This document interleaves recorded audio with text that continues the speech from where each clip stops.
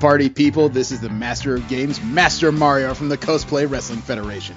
Word is Jeremy, Steve, and Jesse from the Rolling 20s will be all over Great American Comic-Con hosting panels with John Romita Jr., Joe Rubenstein, Bob Layton, and a whole lot of other special guests. Come see a great show December 3rd and 4th at the Cashman Center in Las Vegas. Great American Comic-Con. Where are you gonna be?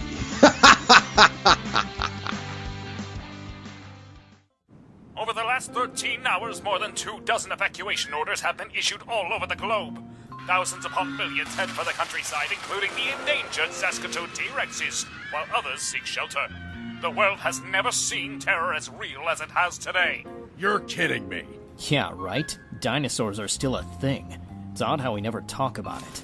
At least not since we drove them out of the cities. I'm talking about terror. Never seen my ass. My dad released every murderer out onto the streets and overthrew the world government. Oh, right.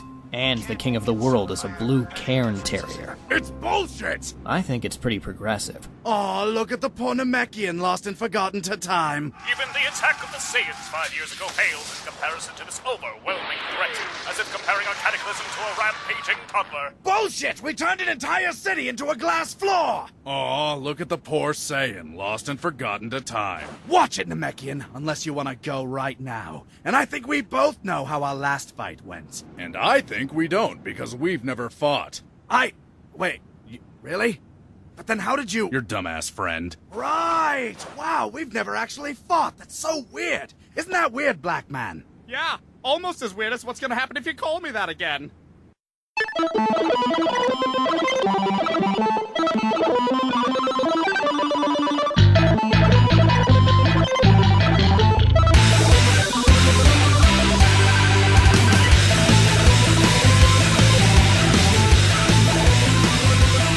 Hello and welcome to another episode of the Rolling 20s. We are the show that found out about Colossus' Buns of Steel video. That was not what we thought it was going to be. I am Jeremy. Steve. And Jesse. Remember, you can subscribe to this show and several others in the MSP library at missionstarpodcast.com. You can like us on Facebook, subscribe to us on iTunes, Stitcher, and on Tumblr. Follow us on Twitter at the Rolling 20s. You can send us any fan mail, suggestions for the show, or hate mail at mspfreight@yahoo.com. The music you heard at the beginning of the show is by Machina Supremacy. You can find more of their discography for free download at machinasupremacy.com, as well as their latest couple of albums on Amazon.com. The clip you heard was Dragon Ball Z Abridged, episode 55 by Team 4-Star. You can find more of their videos on YouTube.com under their channel of Team 4-Star. What's the haps? I know, you weren't expecting the little bit of street I threw out there, but there it is. Yeah, no, I haven't really been doing a whole hell of a lot, so... I binge watched like most of Cage over the last 24... all of it over the last 24 hours. I'm up to the 9th episode. Yeah, I'm through with that. It's one of those things where I try my best not to post spoilers. All I can say is the last episode had a reference to a character that is deep in Cage and Iron Fist history, and it's also how Claire Temple's going to be involved in Iron Fist, for sure. It's very clear to me. Other than that, there's a production company that I get emails from every now and again. Yeah. So, as a result, I now have 2 tickets to a special 15-minute 3D IMAX preview of Doctor Strange a week from this Monday, October 10th. Congratulations, you bastard. Yeah, I saw that and I'm just like, that's awesome! So I posted it on my social media, I have a free ticket, who wants to go with me? And nobody's responded. There was one person who actually asked, is it really only 15 minutes? It's free, you bastard! It's free! What else do you want from me? I don't feel like driving down to LA for a 15-minute show. You know what, though? This is perfect for me, because as much as I've been interested in Doctor Strange, I don't know if it's a movie I want to see. Now I get a chance to figure it out before I actually put coin down. So are they just showing you the first 15 minutes, or are they, more like a trailer? They haven't been specific. They said that it is a solid 15-minute block of Doctor Strange in 3D IMAX. It is a special free preview. And I'm going out to my local AMC theater to see it. I'm super curious. I'm happy, but I'm also just kind of dismayed that most other people are going, well, if it's not the whole movie, it's free! For crying out loud. Yeah. I don't know. I mean, I guess if you're just kind of looking at it going, well, I'd be interested in seeing the whole movie. Yeah, it's free, but I guess some people are kind of going, well, spoilers. I'd rather just see the movie. It's a month prior and it's 15 minutes, so I doubt I'll get a whole lot of heavy information out of it. Especially if the rumors are right and the runtime of this one is over 2 hours. What about you guys? What have you been up to?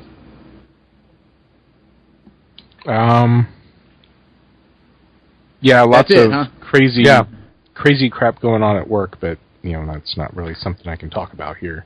Okay. Still getting used to waking up before the sun. That's my life, man. Yeah. Now plans for Kamikaze are finally locking into place. Plans as far as Great American Comic-Con. But it's not Kamikaze anymore. We can still call it that. It is, but it just went Kamikaze. That's the thing. But then there's plans for Great American Comic-Con that need to be discussed and finalized in the very near future, I would believe. And then there's just the entirety of the next 6 months that are weighing on my shoulders heavily like an albatross. But I have a feeling once it's all said and done, it's going to be a lot of fun and a lot of good memories. It's just a matter of getting there. So, it is what it is. The subject of this week is Captain America and MI-13 issues 1 through 4. We'll get to that after we get through the news of the week. And first up is Marvel Media News. That's where we talk about the Marvel properties that are ending up on multimedia screens everywhere you can imagine except comic book pages. And Kevin Feige, the head of Marvel Studios movie division, he may have teased quite a bit for the upcoming Doctor Strange film. Surprise. Yeah, he said recently to Slash Film, quote, "It's an origin story in this film in particular, and it's always been our model, with a few exceptions, to introduce a character and introduce their world, and then have the fun of meeting that character in another movie down the line. Iron Man, Cap, Thor, most recently Ant-Man. Certainly, that's what we've been doing in Doctor Strange. If you didn't know this movie was connected to 13 movies before it, nothing in this movie would indicate that was the case. This is very much a standalone introduction to a very complex character and a very complex world, which, through this movie and until maybe some upcoming movies, is relatively self-contained and independent," unquote. That may be why they're going over 2 hours with it. Could very well be. He went on to say, quote, "There are people inhabiting the same world that are stopping buildings from falling down, robots from doing this, or aliens from doing that. These people in this movie are stopping interdimensional forces from wiping out all of reality. Although it doesn't necessarily come up, we've always sort of assumed that the sorcerers have bigger fish to fry. When they hear there's something happening in the city or there's a bank being robbed or something, they're not thinking about it. They're thinking about if we don't keep vigilant, our sense of reality will disappear and there won't be a bank to rob and there won't be a city to be conquered," unquote. I assume that's his explanation of, so if all this crap has happened and the world's nearly been destroyed twice, where were the magicians? Doing the same thing? Just sitting around meditating, yeah. Making sure that things didn't come through the Man-Thing's swamp hole, I guess. There's a picture. Isn't it, though? Yeah. Speaking of Doctor Strange, one last trailer ahead of the November release has been put out on YouTube. And it involves the words Flame Whip. Sure. That's one of those phrases that just creates curiosity in the mind, doesn't it? Just a bit. As long as he's not screaming, "No, Ancient One, Yamate, Yamate." Worse has happened. But I sent the video. You think you know the how city. the world works? Gotham City. This material universe is Feels like it, doesn't it? It looks a little bit like it, too. the reality you know is one of many. It looks like Doctor Strange in a zoo. This doesn't make any sense. Not everything has to, Doctor Strange. It's gonna take me a while to get used to her being bald. We harness energy and shape reality. Wow. That looks like Trump Tower if people had their druthers. Physical dangers. We're safeguarded against more mystical threats. He's really got to get some balm for those eyes. That looks painful. Alright, this one's gonna be one hell of a trip. Doctor. I'm looking forward to this in 3D. Yeah, this is one I'm gonna see in 3D. Who am I to judge? Okay, I think we're all agreed then. Huh. I just like the one the one kind of awkward pun in there. What was it? Who are you? I'm a doctor. Really? Strange. Not really.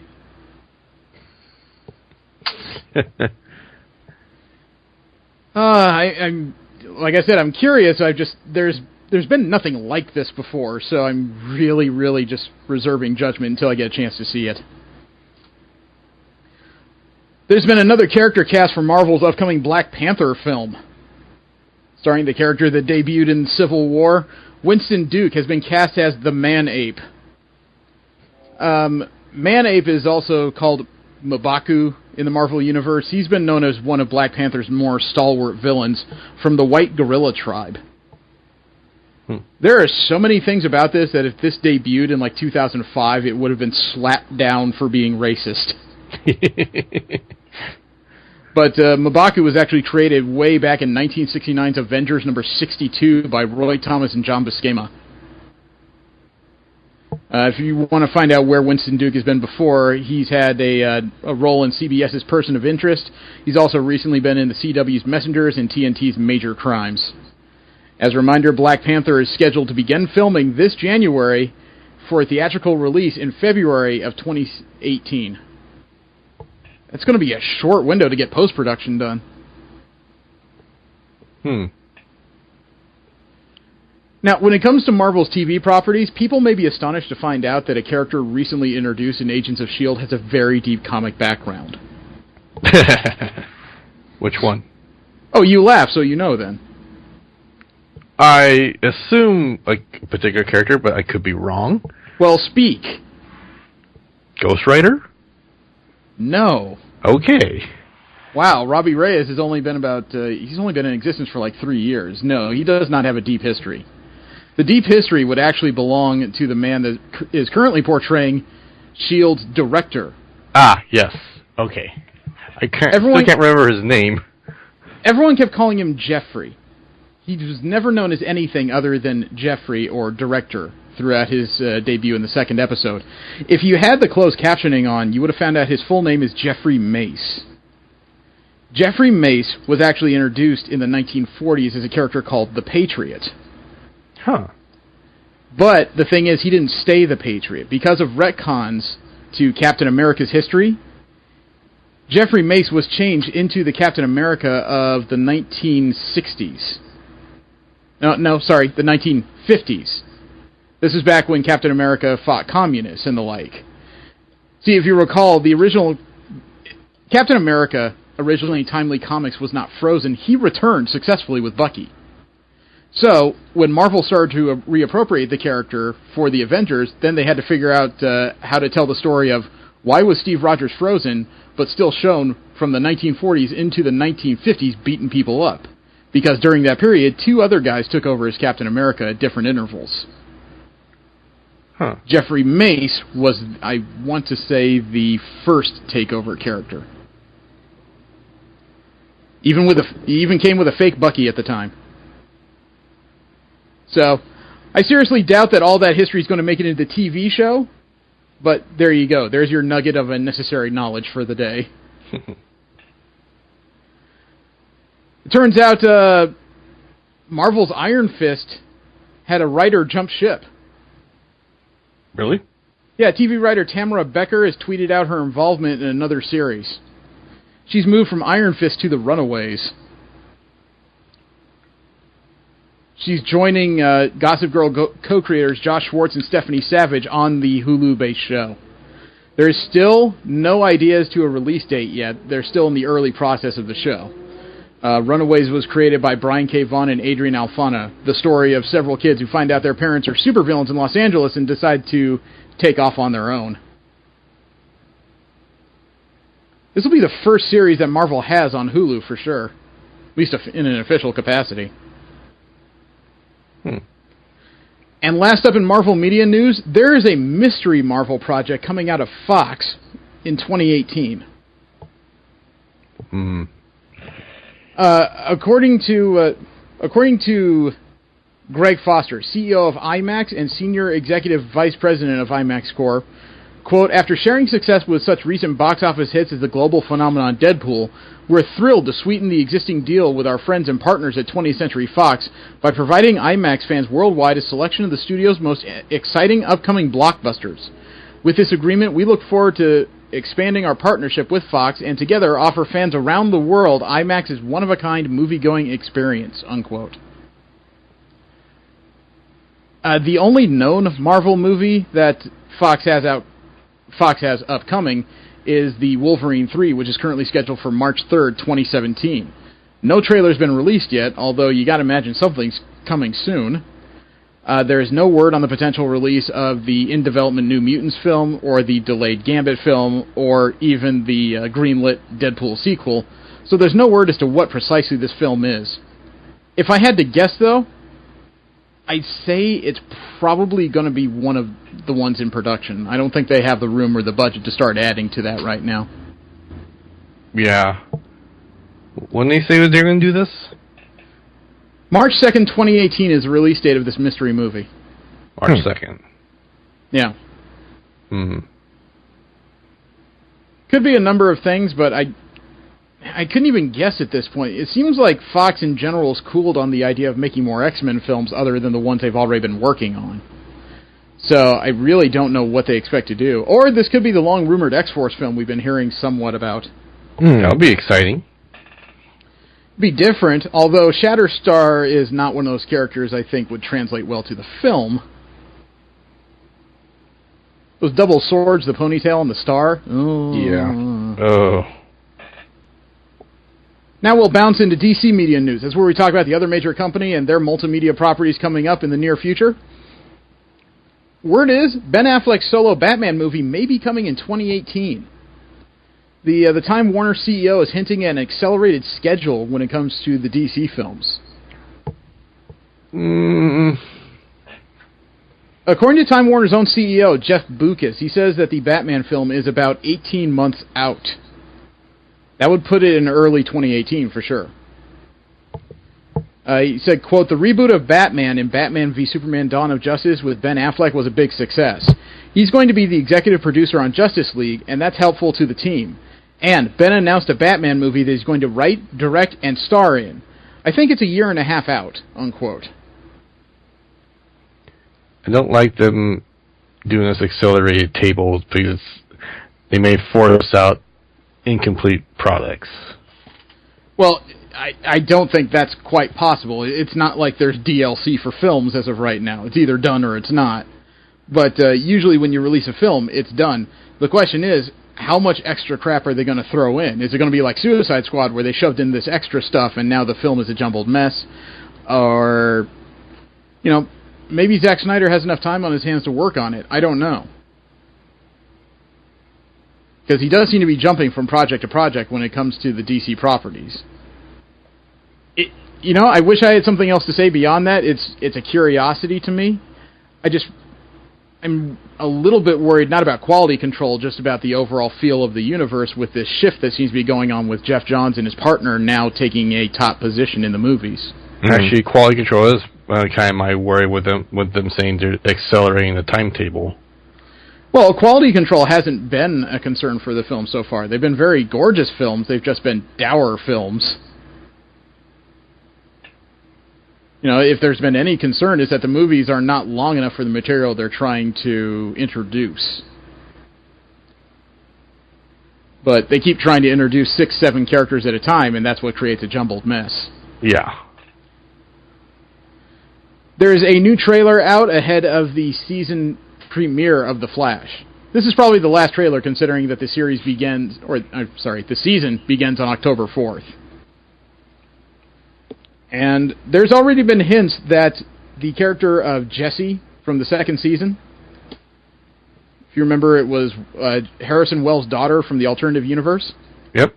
Apparently, by episode 3, Harrison Wells comes back to Earth 1 with his daughter, complaining that she's developed super speed and she won't stop saving people. Huh. Yeah. He's been trying all of his life to keep her safe, and she just will not stay in the closet, I guess. But I sent the video. I've seen you before, haven't I? Gary, right? Barry. Don't you love it when they're going to have their third awkward encounter to begin a season? Who the hell is this? There's Cisco the jerk. Whole other existence. There's even a Flash, so I don't have to be. More like a kid. So here we go with the Flashpoint. I'm gonna help you stop the rival. You just kidnapped this one. The rival. She's a scientist. We need her. Follow my lead. The Flash doesn't follow anyone. Listen to him, Wally. He's the Flash. Whoa. What the hell What was that? Was that the Black Flash crossed with Ocean Master? The fins were... Wow. What's happening to me? The side effect. Your original life will fade away. You won't even remember that you're the Flash. A little quaky in your boots would be inappropriate. That is a very bizarre costume. Yeah. It doesn't exactly look aerodynamic when you have these gigantic fins on the side of your skull. Definitely a lot of drag. He must like hearing whistling sounds as he runs. Oh yeah, that too. Huh. Ugh. He whistles while he walks, really? It's probably why his voice is all fucked up. Blowing out his eardrums all the time. Whistle while he walks, blowing things. You just have a serious problem here. There's another clip that's been released ahead of a CW premiere, ahead of the October 10th season premiere of Supergirl. There's a new clip that shows off more of the character, as well as her cousin Superman getting his on-screen appearances.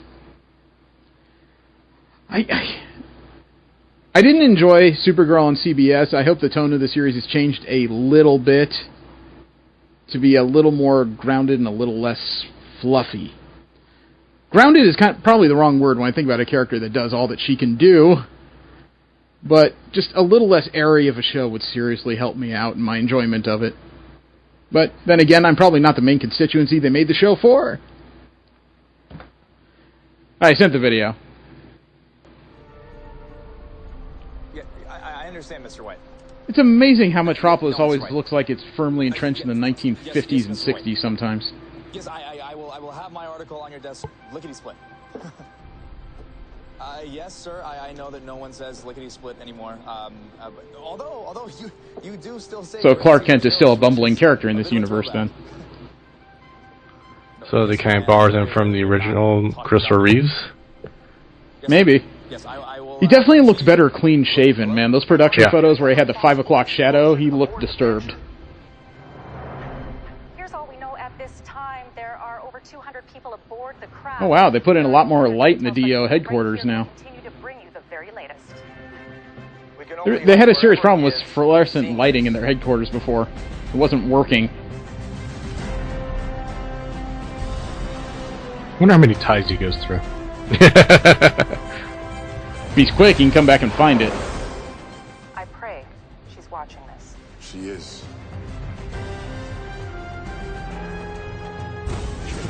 Wouldn't that be the ultimate? Superman's flying up to catch this plane, then all of a sudden he gets booted out of the way by his young cousin who just says, I got it! I got it! Catastrophic engine failure. Does that look like a javelin? It looks like somebody tried really hard to design a spaceship. It looks like the wet dream of a Concorde designer.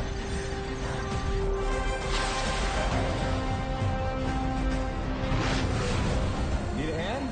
Hey, cuz. It's good to see you. It's all fun and laughs until this thing crashes. Would you put your hands up and stop it? I love how he's kind of flying backwards at that point. Yeah, but keeps not showing that. For either of them, really. So is this a Kryptonian equivalent of moving a couch upstairs? Pushing a car that's I running have out of gas. so many things to complain about this. That's completely nitpicky. Supergirl, season premiere Monday, October 10th on the CW. That's the unfortunate thing is they're trying, it seems like, to make it a little more serious. It's just so easy to make fun of such an outlandish concept. You know, then you start adding physics into the whole thing and nothing works. Yeah. Yep. It's physics that really kills it. Yep. Last up in DC media news, some stills have been released from the Legends of Tomorrow TV show on the CW, showing what may be the full assortment of the Justice Society of America they've assembled. I sent you guys a link to the gallery that's on Newsarama. Dr. Midnight, I don't quote... He looks a little unhinged. The leather sock helmet is not helping me at all. Vixen looks alright. Stargirl looks like she escaped from a convention. I mean, I know she's got that cosmic control rod there, but it does look like a prop that you probably found in a garbage bin in New York Comic Con recently. Looks like she mugged the Riddler and redesigned it a little bit. Obsidian, I don't know if they're going to use special effects and that's supposed to be his face or if that's supposed to be a mask. I'm really unsure. A few other random shots there. Okay, there's Citizen Steel and Vixen. The two characters are supposed to be joining the Legends of Tomorrow in this season. Citizen Steel looks like he might have been Citizen Bondage at some point.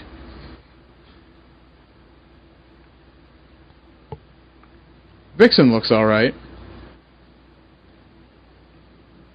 I don't know, any opinions on what these characters look like? I think Back to the Future 1 called and George McFly needs his haircut back. This does scream like a retro feel. But I think that's kind of the idea. They are time travelers after all, that's probably the point. The thing is, though, only part of it feels retro. The rest of it looks like it looks like a latex party from the first season of Arrow. There's too many mixed messages, I guess, in these designs for me. I think that's just supposedly because of the mixed origins of everyone, but... Yeah, it's not enough to pull me into the second season, though. The first season was such a car wreck. I have no desire to go back for any more of that show. And did I mention I did it? I kicked that particular monkey off my back. I didn't watch another episode of Gotham this week. Congratulations. So, I'm feeling much better. You know, it's a serious case of I really feel like I missed nothing by skipping it at all. Now we have general media news. We talk about the multimedia properties that are not Marvel or DC related. Although this next story is semi-Marvel related. You'll understand when we get to the crux of it. The team behind Agent Carter, showrunners Michelle Fazekis and Tara Butters, they've gotten involved in a new series based on Disney theme park mythology. It sounds like they're doing a show either based on rides or a show exploring the rides of Disney parks. I don't recall the title. I've seen the commercials.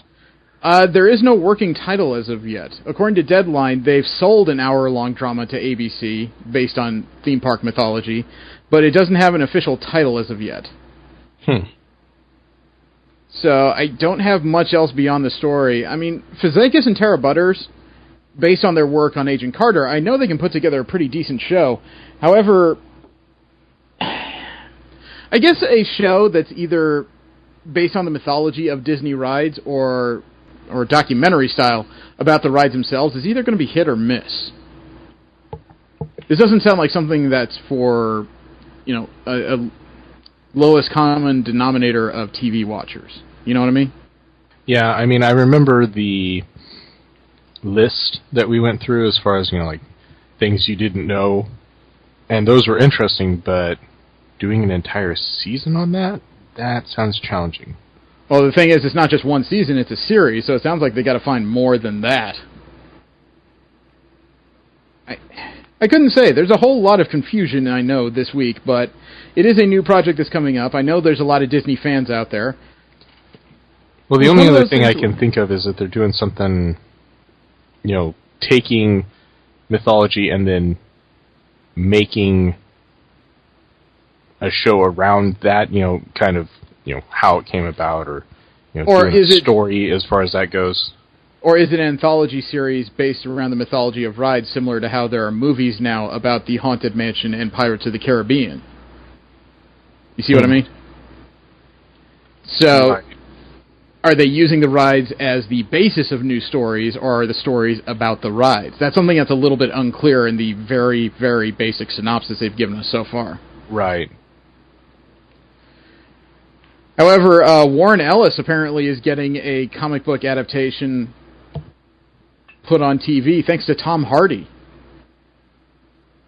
The creator-owned series of Warren Ellis and Jason Howard is called Trees, has been optioned for television by NBC Universal.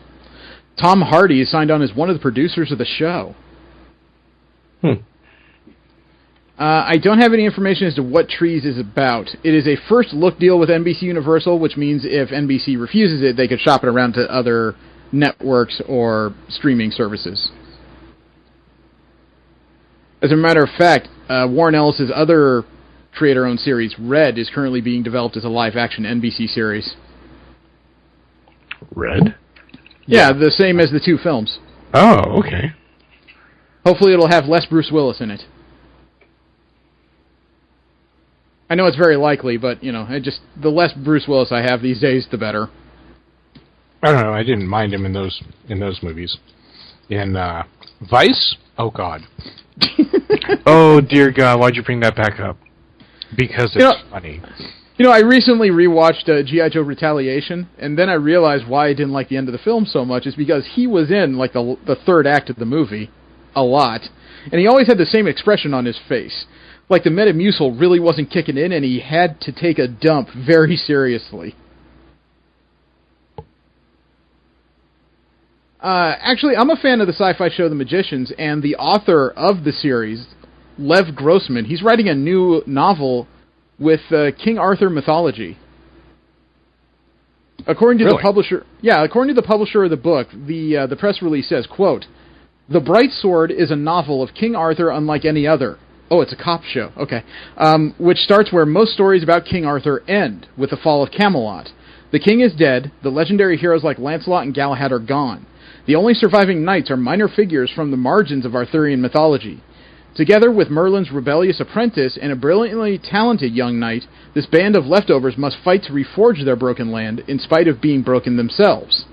Like the once-and-future king in the Mists of Avalon, the Bright Sword radically reimagines the Arthurian epic for a new era. This is a stranger and darker Arthur, a Camelot for the new millennium, unquote. That sounds more interesting than the show that Fox is putting up. I don't know, I find it amusing that they're saying it's a darker Arthur. It would kind of have to be since he's dead. It's a darker Arthur. Does that mean he's being played by Michael Jai White? You went there, we didn't. What? Black Dynamite and King Arthur's Camelot sounds pretty awesome to me. It's a lot of honkies to whip. Hey, at least it's not a cop show, okay? Yeah. Star Wars Clone Wars and Rebels Dave Filoni, he's gotten a semi-promotion. Dave Filoni is the man who's behind Star Wars, The Clone Wars, and Star Wars Rebels. He's now been given a job as head of all Star Wars animation. Which sounds good, except those two shows, as far as I know, are all of Star Wars current animation. So that's leading a lot of people to ask, wait, what else is he in charge of? What else could be coming? You know what I mean? In case you guys didn't know, Filoni used to be the supervising director on another well-known animated series called Avatar: The Last Airbender. Yeah, let's pull up his wiki. He's also a Lucasfilm animation veteran. He worked with the Clone Wars since the first season of the show. So, it's interesting that it appears that he's going to have more series under his belt. I guess the question is what they'll be about, especially since Rogue One is just about a month and a half away from release at this point. It's coming close, man. That's one thing I noticed when I went shopping this morning at my local Target, was that they had a special display because the Rogue One toys were released as of, I believe, midnight on Thursday. Yeah, I noticed it too when I went through it.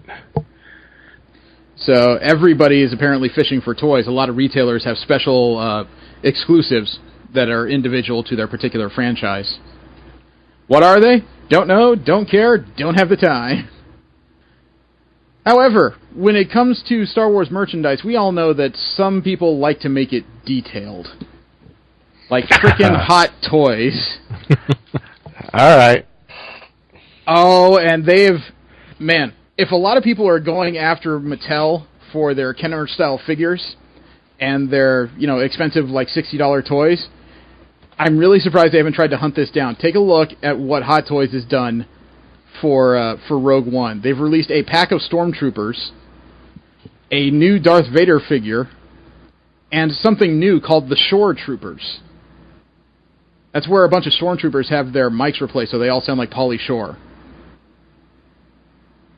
I think that's a nightmare I had at one point, but no, Shore Troopers appear to be some kind of, I don't know. They have pants, I'll say that. They have some nifty khakis going on there. Their armor is either sun-faded or is purposefully beige. I don't quite understand the mask design there.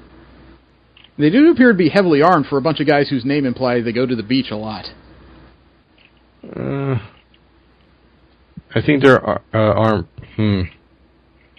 Your guess is as good as mine, man, because with a name like Shore Trooper, you don't sound very intimidating. You know what? Maybe it's an implication as to like the first troops that get off the boat in an invasion, like they've just hit the shores.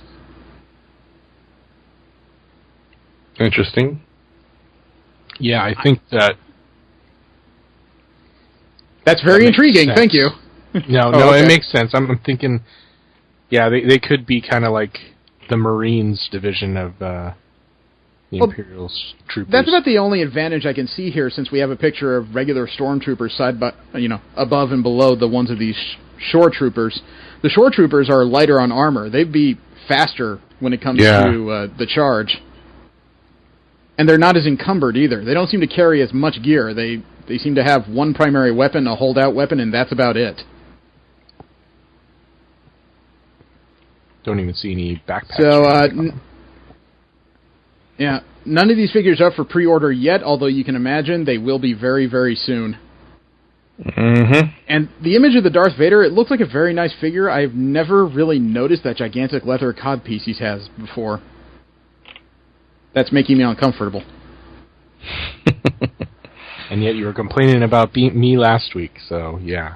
That's because you kept talking about Jesse and Hercules. We all know what Greeks are like. Well, Marvel and DC may have some competition when it comes to cinematic universes soon. Because Valiant looks to have their own cinematic universe start in the near future, and they've just shuffled around the order of their movies. The original idea for the Valiant cinematic universe was to have one of their original characters, Bloodshot, lead the charge. That was supposed to be their first movie. It was originally announced for 2017. However, the order of the films has been shuffled, and now Harbinger, another Valiant series, will be released as the first movie in their particular cinematic universe. Bloodshot will be based on the 2012 revamp. The Hollywood Trade says that Harbinger's move was done not only to seed the familiar Bloodshot follow-up film, but also possible spin-offs as well as Faith, The Hardcore, Livewire, and Generation Zero. Sounds like they're well on their way in their planning, at least. Faith might be a big seller as far as movie tickets, man. That character has taken off in popularity. I assume you guys haven't heard about her. Nope. She's the first major plus-size hero I've ever heard of leading her own book. It was originally a limited edition run. It was only supposed to be 4 or 6 issues. But due to the sales and popularity, she gained an ongoing before the limited run was done. So, it's done wonders for Valiant, I'll say that. What would you guys... One I don't normally hear about too often.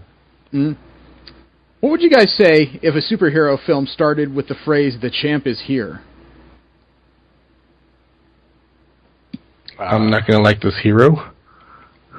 Maybe not, because Mark Miller has swore up and down that he would like John Cena from the World Wrestling Entertainment series of shows to star in one of his superhero films.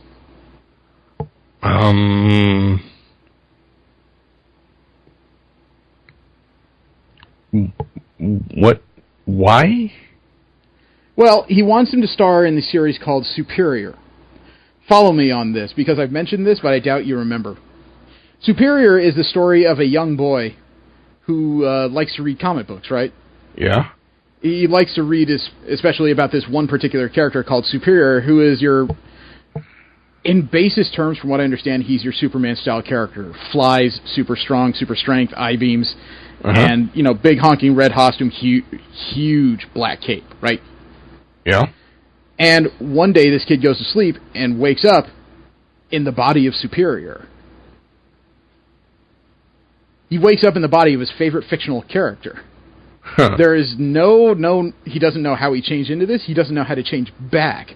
So now this kid has to get used to life inside the body of a superhero. That's what Mark Miller wants John Cena to apparently play. I think John Cena could pull that off, actually. It depends on the personality of the Superior character.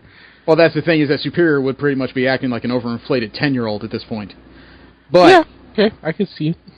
The reason why Mark Miller was interested is because he saw John Cena after watching the recent film Trainwreck, which he plays a role in. He said, quote, "I just watched Amy Schumer's Trainwreck, and it's one of my favorite comedies in years. John Cena is so funny in it, I literally just requested him for Superior," unquote.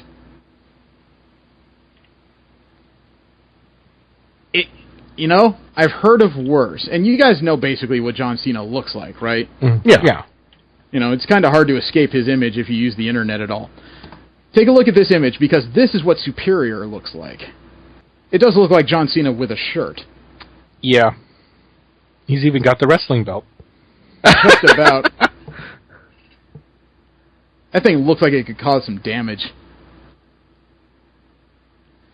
Now, we've talked before about figures from other series, but there is a new figure from 3A. It's a 6 scale, and it looks like it's ready to kill every other figure you got in your collection. Take a look, because this is the original version of the 2000 AD Judge Dredd. It's a mean-looking figure, complete with the gigantic, honking shoulder pauldrons he has. Motion should not be possible with those things.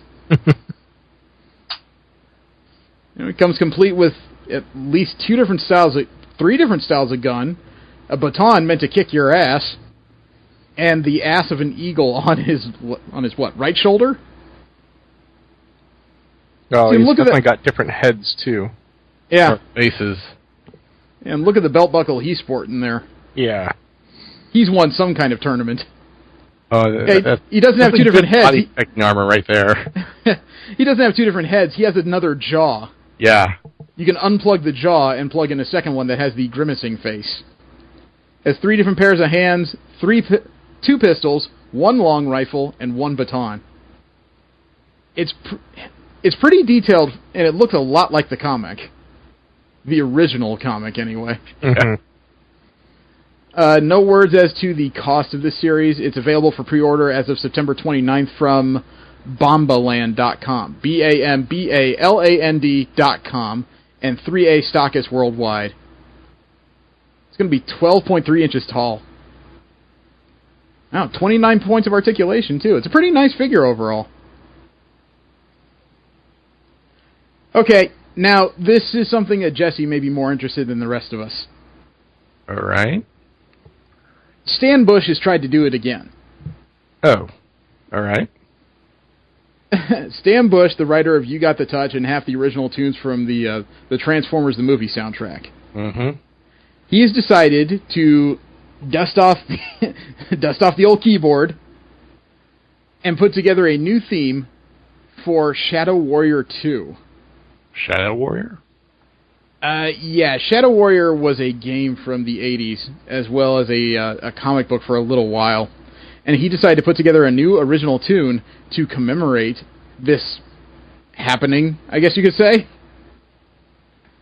Okay. I'm a little scared, I admit. Yeah, me too. I'm willing to experience this with you. All right. All right, I sent the audio.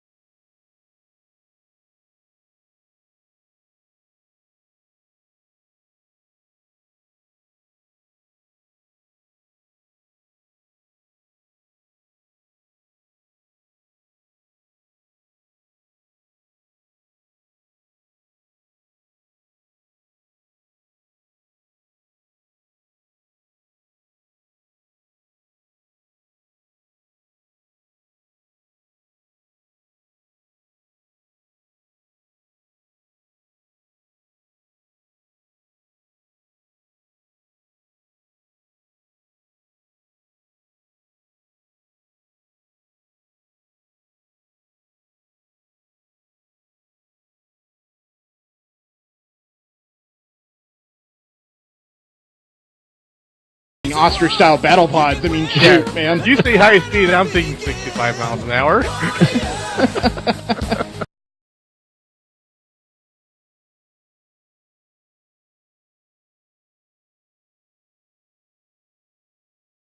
Or your average Fast and the Furious film. It still bothers me that people watch those when they're so proud of hitting like 85. I can do that in my damn Toyota. I'm gonna stop it there because I don't need 3 minutes of that. But that's some excellent cheese. Oh yeah, that put a smile on my face for bad reasons. Oh wow. Last up in general media news, there's a new anime coming out about something I didn't expect, although on second thought, I should have known it was coming. What? Collaborating with digital studio Blue Ribbon and Amuse USA, there is a new original anime coming out based on Baby Metal. Huh. No, I don't mean Kid Iron Man. I mean the three. I mean the J-rock and metal fusion bands starring 3 young ladies that has taken a few different countries by storm, including most heavy metal festivals in Europe. So it's supposed to be a brief anime series that will feature brand new live-action performances from Baby Metal.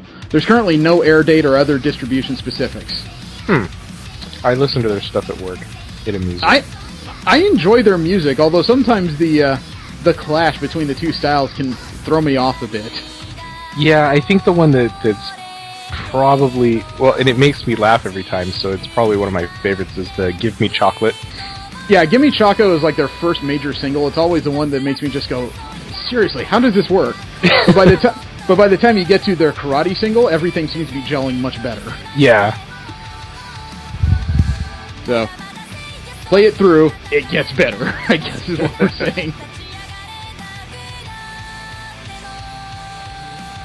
Okay, now we have Marvel comic news. This is where we talk about the Marvel properties that will end up on the comic book pages.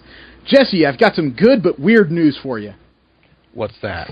The information has been released on that special 1/1000 Venom #1 top secret artist variant that was announced last week.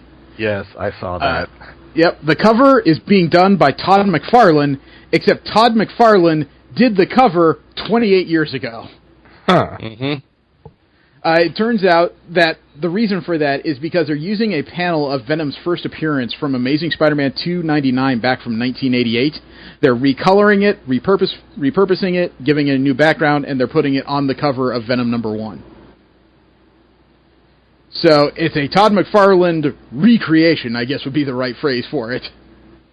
Yeah, I'm not as excited for it anymore. I'm not as excited for the image now that I've seen it. However, the idea that it's 1 in 1,000, it's almost guaranteed to be worth 5 times the price of the cover just by picking it up. You know, after that, if you get it signed by a couple people, that could actually be worth some serious coin. Mm-hmm.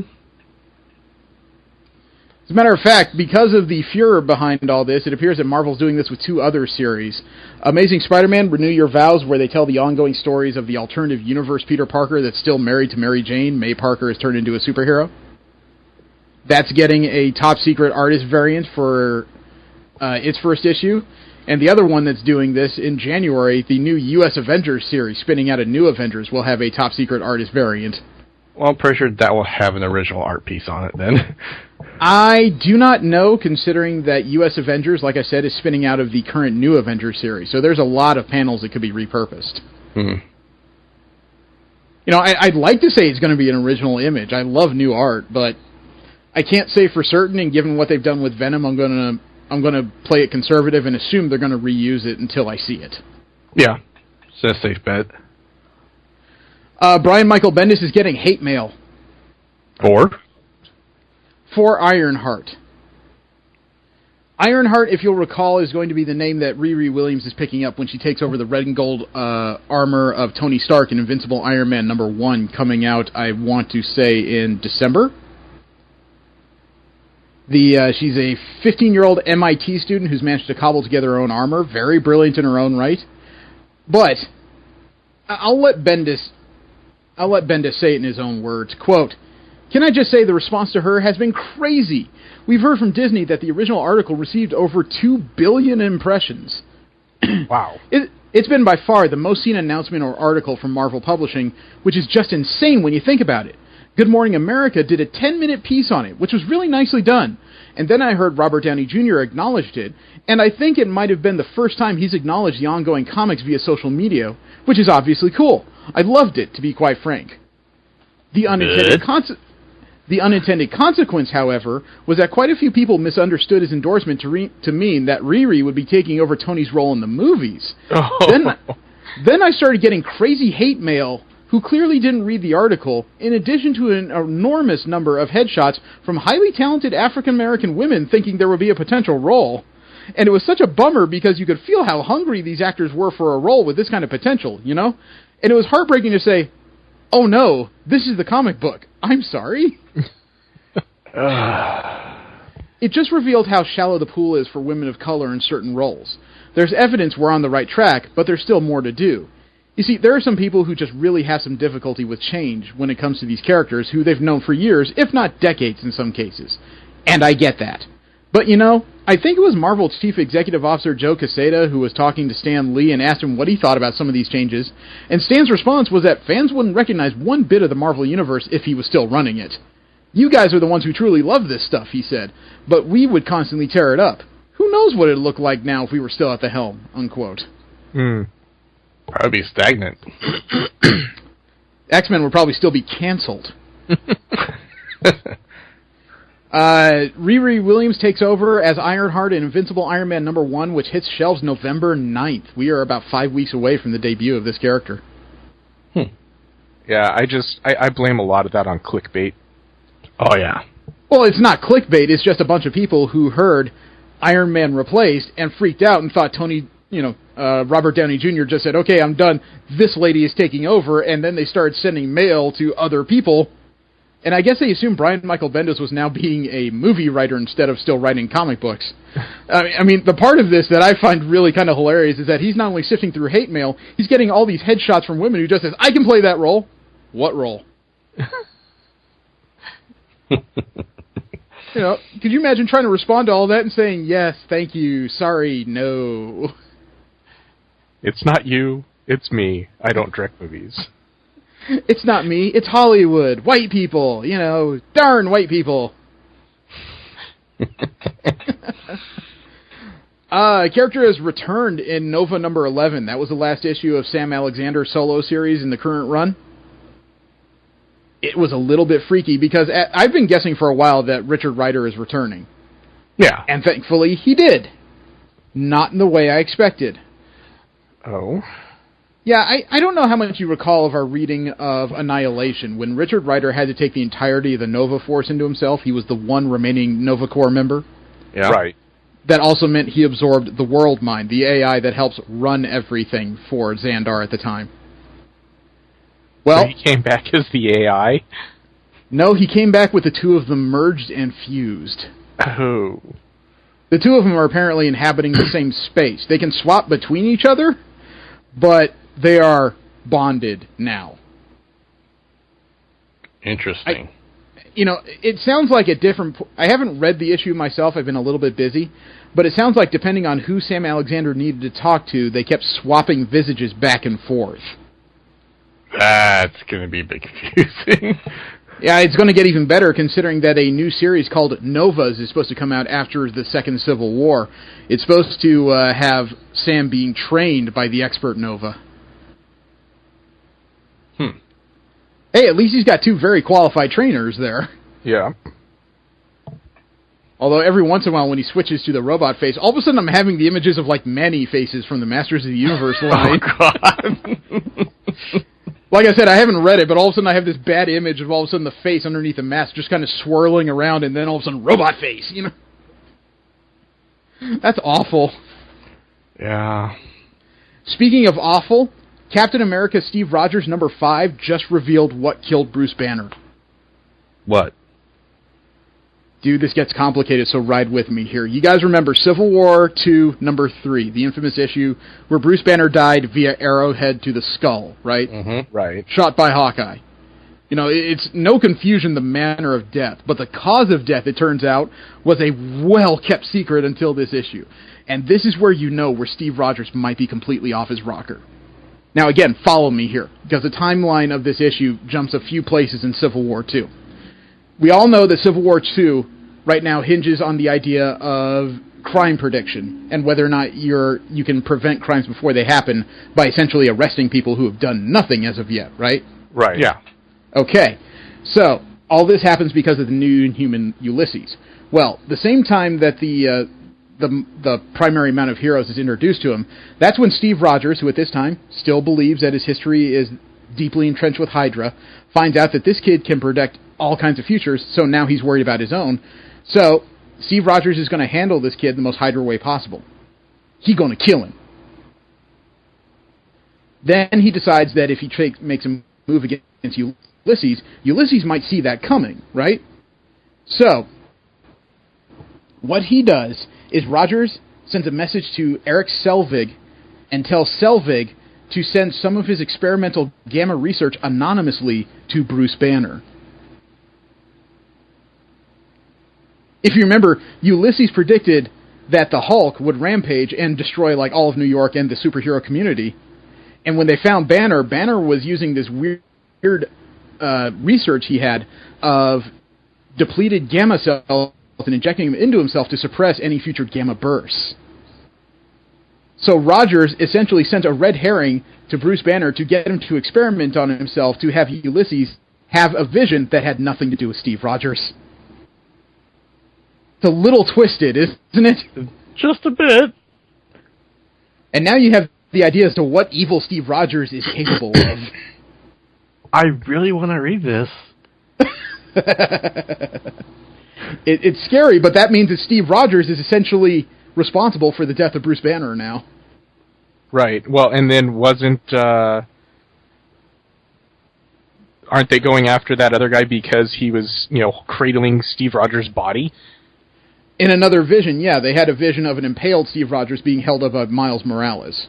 Yeah, so... whose free hand was covered in gore. So, hello, Hydra agent? This isn't exactly a bad thing in certain circumstances. People don't know that yet. I know, but at the same time, I'm just like, okay. Well, that kind of brings to light the reason why. Potentially. Except, and I will share this with you because I wanted to save Civil War II until we were done with it, but here's the thing that Tony Stark found out, that, of course, Captain Marvel is having trouble believing, and the people she represents are not buying, is that Ulysses' power works on the idea of an algorithm. And I don't mean he's doing expanded math like manifold or manifold to produce his power. What I mean is his body is somehow registering like unbelievable amounts of energy and types of energy. And it's using all that, reading it, and then producing visions based on probability. The problem is that the more... Probability is not 100%. No, that's not the problem. The problem is that the more that he has these visions, the more he's experiencing them, which means that Ulysses' own experiences have the potential to color the outcome of the visions. He might be getting more and more traumatized, so he's seeing more and more horrible things in his mind's eye. Right. So he's not... He's not a precog like Destiny. He's more like a cosmic barometer. And the longer a barometer is used, the more faulty it can be without fine-tuning. The question is, how do you fine-tune this? You see where the problem is now, right? Yeah. So, there is the issue. But either way, so far, Rogers has managed to manipulate Ulysses in the perfect format to get what he needs so far. Oh, he does feel like a Hydra agent now. Yeah. Last up in Marvel comic news, ScreenRant.com had a very useful list this week. They came up with a list of 15 superpowers you didn't know Luke Cage had. Huh. Yeah. All right. Like I said, Cage's Netflix series came out as of this past Friday, September 30th. A lot of people have finished it. A lot of people are still watching it. But I'll tell you what, because a lot of it is self-explanatory, I will give you the cliff notes. You tell me if you need me to slow down and talk about it. Okay. Number 15 is kind of obvious for anybody with Cage's power set. Jumping great distances. He hasn't demonstrated that yet, has he? Not in the show, but in the comic books, he's used it several times. Okay. Including the time he jumped out of a window in Avengers Tower to escape the Dark Avengers.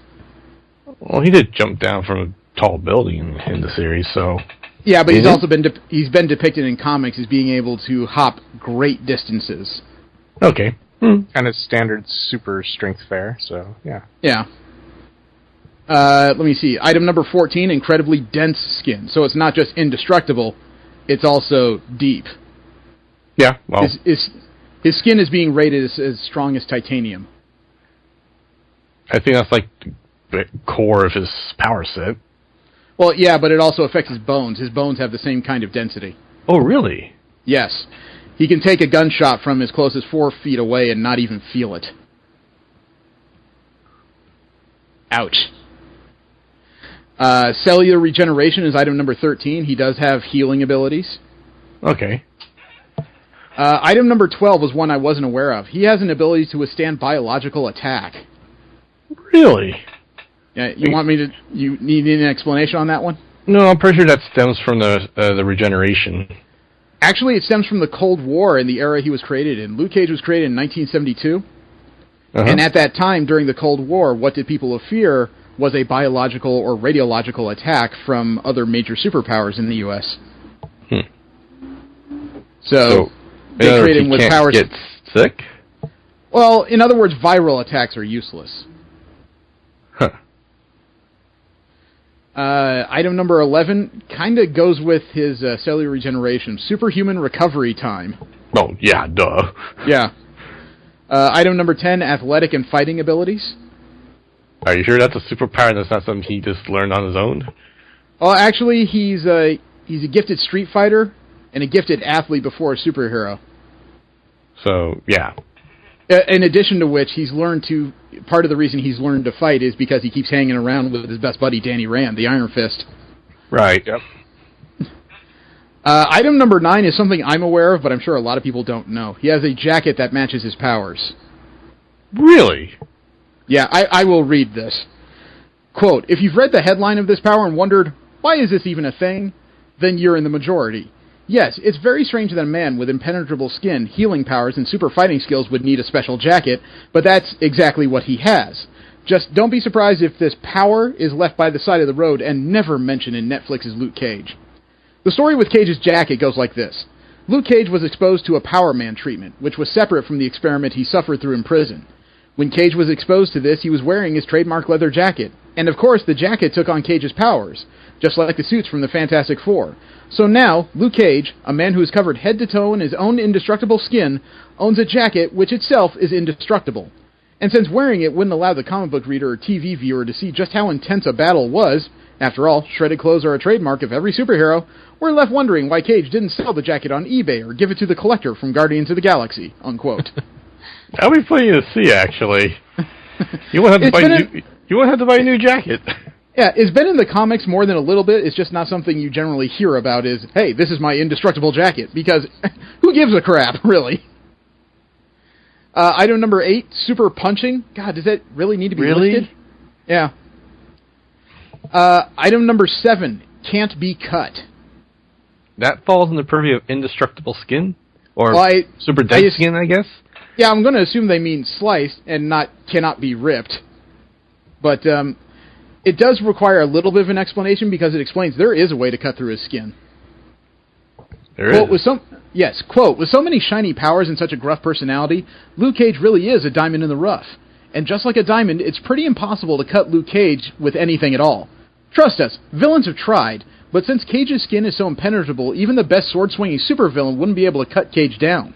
Knives at close range, arrows at long range, katanas at any range. They've all been thrown out against Luke Cage over the years, and he always emerges from battle with his skin as flawless as ever. Katanas at any range. It makes it sound like somebody just looked at him and said, oh, hell no, and threw the sword and ran away. This power is one that in the comics have taken seriously over the years, that they've even put in a caveat, for all the fans wondering what would happen to their favorite Harlem hero in the event that he needs surgery.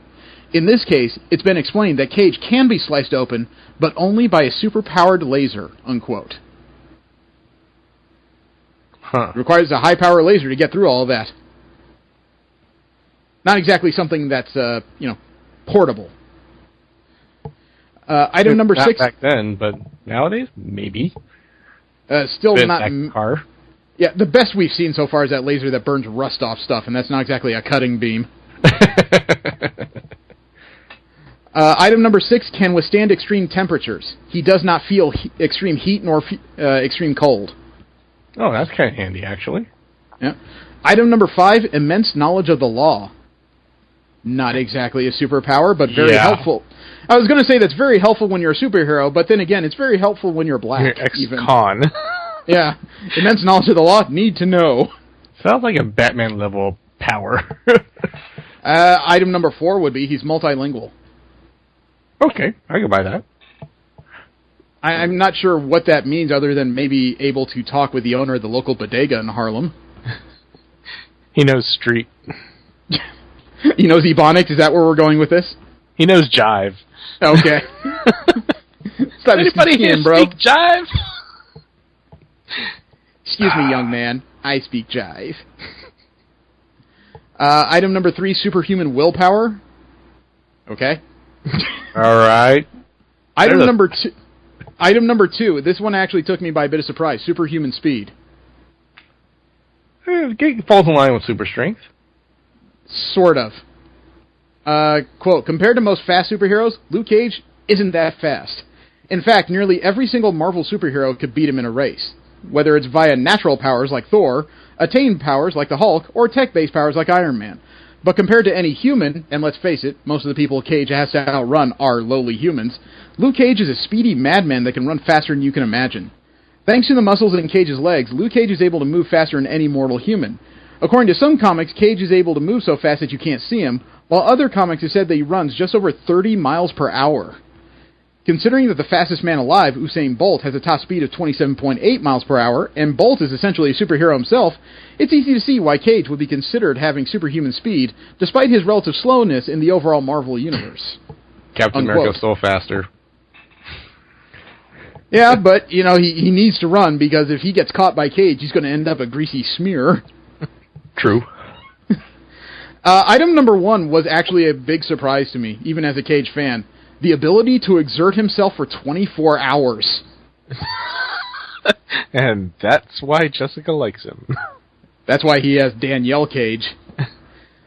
Quote, while many of us probably already want to take a nap after exerting ourselves and reading this article for the last 5 minutes, Luke Cage would have no such problems. Reading this article or fighting any number of world domination-seeking masterminds. That's because he doesn't get tired, with his body's insane ability to exert itself nonstop for 24 hours without fatigue setting in. This is a power we see in some of the best Marvel heroes, from Captain America to any number of X-Men mutants, and it comes about thanks to Cage's unique superhero composition. Since Cage is such a finely tuned specimen of cellular regeneration and strength, his muscles actually generate way less toxins than the average human when exhausted. That allows insane amounts of exertion, thus giving Cage superhuman stamina that all of us would kill to have. Just as long as we don't have to get off the couch to get it, unquote. Yeah, we probably have to eat a lot for that. That does help a bit, though, when you consider what kind of people he would have to fight, because, you know, he's not going to catch up to people like Angel or anything, but that means he might not be as strong as Namor, but he could go toe-to-toe with him for a while if he doesn't get tired for a day and a half. Oh, yeah. You know, just don't fight him in the water. I don't know, would Cage sink? Hard to say. Muscle, I think, is generally... No, he wouldn't, denser. actually, because... Yeah, the muscle density wouldn't matter. It's the air in the lungs that adds buoyancy. Add that to his new power list. Super breath. See, we'll move on to DC comic news. We'll talk about the other major company and their comic book stories coming soon. Gene Luen Yang, if you remember last week we talked about him getting the MacArthur Genius Grant. Mm-hmm. Mm-hmm. Newsarama talked to him a little bit, and they told him, you know, you're having kind of an interesting day, and he said, quote, yeah, I am. I really am. It's been very interesting. I spent most of it on a plane, though. This book tour has been on the schedule for a long time now, and I've been working on the plane with my laptop open, trying to hit my deadlines, but it's still been amazing, unquote. And they asked him what excites him about the comic medium these days, as well as the industry. He said, quote, oh man, So much excites me about comics right now.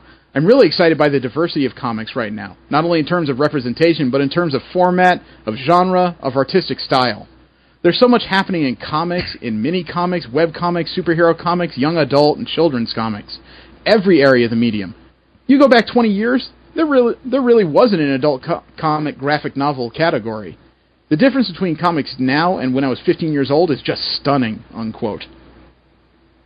I feel that. Yeah. I definitely feel like comic books have grown to the point where as an adult it's no longer shameful to read them.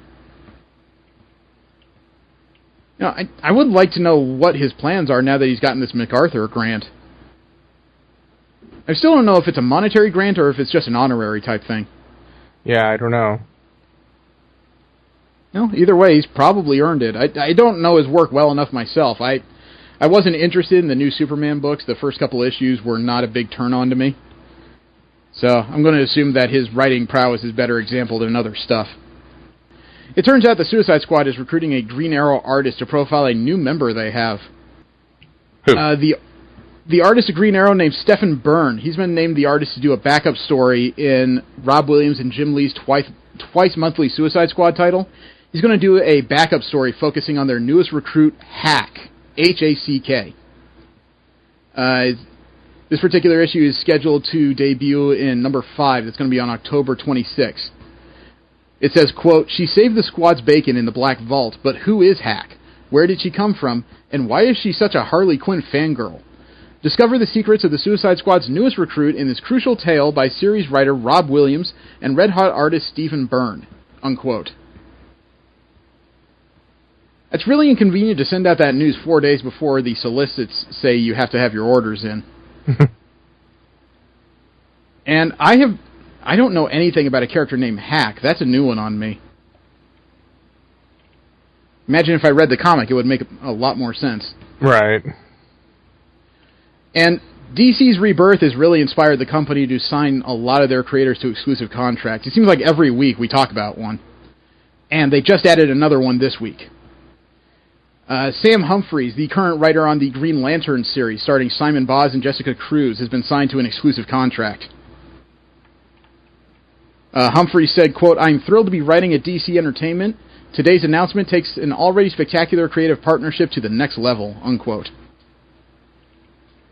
His first assignment was Green Lanterns in DC. Humphries has worked on a lot of different stuff. But he gets to join Wonder Woman's Liam Sharp, Dark Knight 3's Andy Kubert, Dan Abnett, who's a writer on Titans and Aquaman, Amanda Connor, the writer on Harley Quinn, James Tynion IV, and the writer on Detective Comics, and a lot more. And DC's really building itself a good stable of talent. And to add to that, they've just announced another series upcoming in DC's Rebirth. Batman Beyond is getting a new start point. They're reintroducing the Terry McGinnis character, and they're making it an in-canon series. I don't know what happened to Terry McGinnis. I know somewhere in the New 52 era he died and was replaced by Tim Drake somehow. I don't understand the details. I really don't. But this month, Batman Beyond gets a new #1. And Bruce Wayne was killed in the last series, too. The elderly Bruce Wayne, I should say. So it looks like this may be an ongoing story of Terry McGinnis. If they find a way to loop this back into total DC continuity, I will be superbly impressed. It's difficult, but the word I also heard was that recently in Batman Beyond Rebirth, they introduced that the Joker has survived into the future. Question is, which one, now that it's been revealed in Rebirth that there have been 3 different Jokers just in Batman's time frame? Questions, right? Yeah. DC's also named a new artist on the ongoing Batgirl series. As of issue #7, artist Christian Wildgoose, who previously worked on Gotham Academy, will be joining the series as a new regular penciler. Ooh. He's taking over after issue 6. Raphael Albuquerque is done after his 6-issue arc. Batgirl #7 is scheduled for January release. Issue #7 will also mark the end of Batgirl traveling through Asia to learn from different martial artists, and she's returning to the Gotham suburb of Burnside.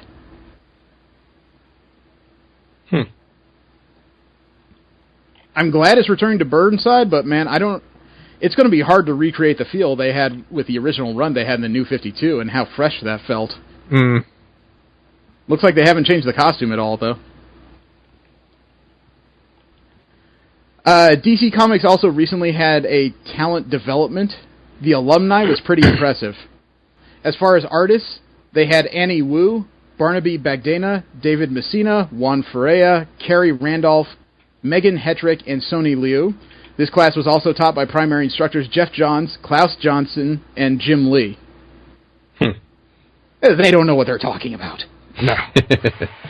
On the writing side, the inaugural workshop was comprised of Andy Smith, Christopher Sabella, Emma Beebe, Erica Schultz, Hannah Kahn, Joelle Jones, Matthew Rosenberg, Michael McMillan, Michael Morrissey, Veronica Muniz Soto, Vida Ayala, and the class was taught overall by Scott Snyder. It was the writer's workshop was 2 courses, an online course and a more in-depth master class. According to Scott Snyder, quote, "One is an intensive blast for people who are already professionals who are working at DC. That's the master class we'll be doing rather soon. The other class, the one we already ran, will run again.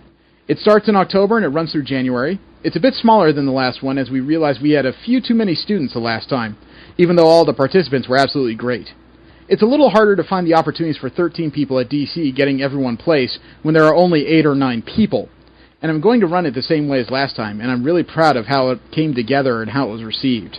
It's really the highlight of my week when I can get back into the classroom again, virtual or otherwise," unquote. And a lot of the talent that were at the classes are going to contribute to a November 30th anthology called New Talent Showcase #1. That's got to be a hell of a thing to get a class and then get a credit. It makes me jealous in a few different respects. And since The Flash is debuting this coming week, ScreenRant.com also put together a list of the fastest members of the Flash family ranked. I didn't even know there was enough to have a list like this. I think there are. Well, item number 11 on this list is Jai West, one of the twin children of Wally West. Turns out he was a super speeder, but after most of the Speed Force was drawn out of his system, he applies the limited amount of Speed Force he has to his muscles, which now gives him superhuman strength. Interesting. Don't quite know how that works. He flexes the fibers really, really fast. And okay. I don't know. Item number 10 is a Golden Age hero called the Liberty Bell. One of the original members, I believe, of the Justice Society of America. When she rings the Liberty Bell, her strength and speed are temporarily enhanced, making her superhuman. So she doesn't have constant super speed. Character number 9 on this list is Max Mercury, formerly known as DC's Quicksilver. I kid you not, he used to be known as Quicksilver, but then the Marvel version gained some prominence, so they changed his name to Max Mercury. His powers are derived from the Speed Force, but he doesn't have a strong connection to it. He's never entered the Speed Force like a lot of other people have. Item number 8 is Johnny Quick. Right, that's the Silver Age one? No, he's from the Syndicate. Oh. Actually, Steve is right. It's the Silver Age one. Oh, okay. There is one from the Syndicate, but the original Johnny Quick made his debut in More Fun Comics that was retconned into the DC Universe in the All-Star Squadron. Huh. He fought with the Golden Age Flash Jay Garrick, but he wasn't quite as fast as the Flash. He could rival him for a short amount of time. He was the first speedster to use a speed formula to allow him to access the Speed Force. Right. It's something Wally West used later to enhance his speed. And it's something that character number 7 used on this list. Jessie Quick. Johnny Quick and Liberty Bell's daughter. And thanks to using the speed formula in addition to the power she inherited from her mother, she has super strength and super speed. That's kind of terrifying. Yeah, I wouldn't call myself Liberty at that point. I'd just call myself Wrecking Ball. Character number 6 on this list of the fastest members of the Flash family, according to ScreenRant.com, the second Wally West. Wally West's African cousin. Okay. You know, it's the one that's currently known as Kid Flash in the comics. Character number 5 is not a surprise if you know the Flash mythos is all. His name is Jay Garrick, the original Golden Age Flash.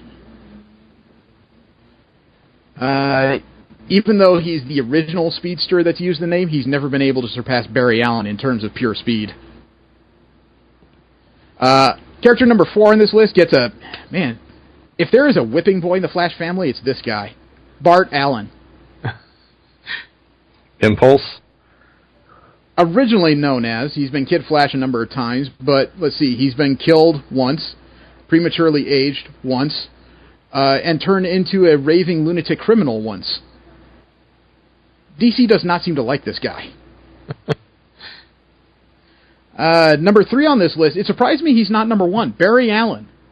Really? Number 3? Wow. Barry Allen is listed as number 3, even though he's the person who, technically, just by his existence, creates the Speed Force. Do you want me to read the explanation as to why he's number 3, at least? Yeah. All right. Quote, Barry Allen is by far the most recognizable Flash in DC Comics history. Having made his debut in 1956, Barry Allen became the Silver Age Flash, a reimagined version of the Golden Age superhero Jay Garrick. Barry was in many ways similar to Jay, but also fundamentally different. We didn't realize how different until recently when it was revealed that Barry Allen isn't just connected to the Speed Force, he is the Speed Force. It's because of Barry that we even have a Flash family, and it's why characters like Max Mercury and Jay Garrick are allowed to exist in the DC universe. In fact, everything we know about the multiverse we owe to Barry, whose iconic comic Flash of Two Worlds introduced readers to alternative realities and successfully reintroduced Jay Garrick into continuity. As for his speed, most fans consider Barry to be the fastest man alive, and he very well might be, but we cannot confidently say that he is the fastest member of the Flash family. Theoretically, Barry should be the fastest since he has the strongest connection, and, thus far, an unquantifiable speed limit. However, Barry was never able to master the Speed Force, not like his longtime sidekick and number 2 on this list, Wally West. Wally West is faster than Barry. Because Barry hasn't mastered it. I'm going to have to read this just because I find it hard to believe, you know? Yeah.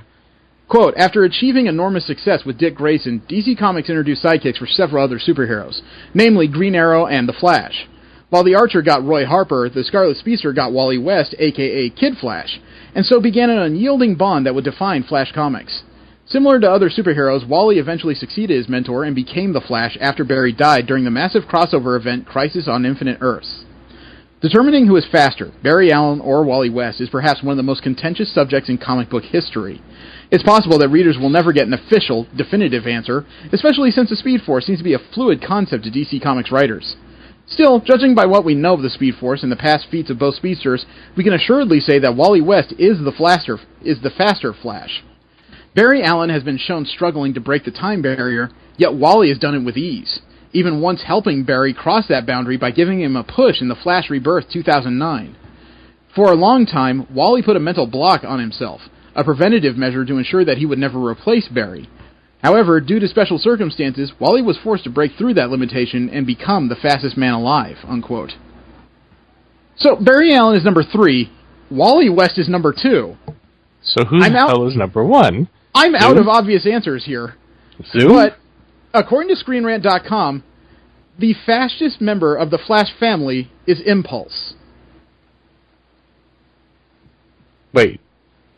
Did we just discuss him already? In the previous point? No, we didn't discuss her before. Oh!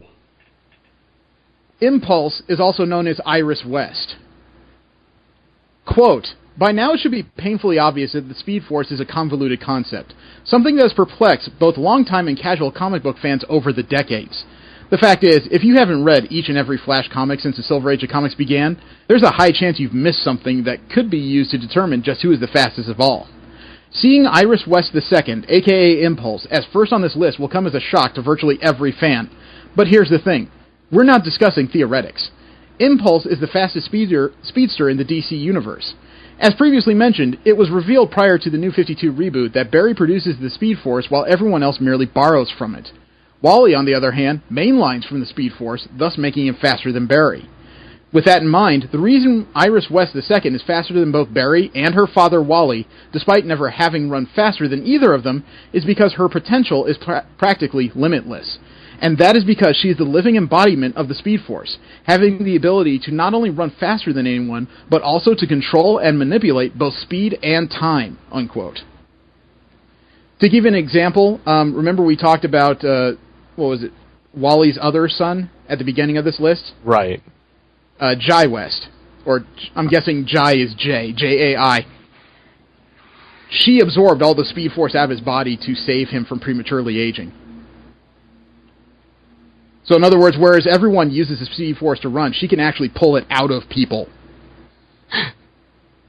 Which at the time enhanced her own speed. That's why the second Jay West is now a super strength, and she's able to run faster than she was able to previously. So they could be right. If she can do that to other characters, her speed may be off the charts, incalculable.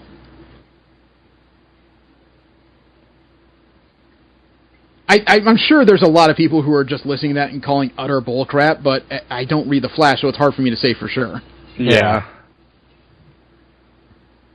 That's an interesting point of conversation, though.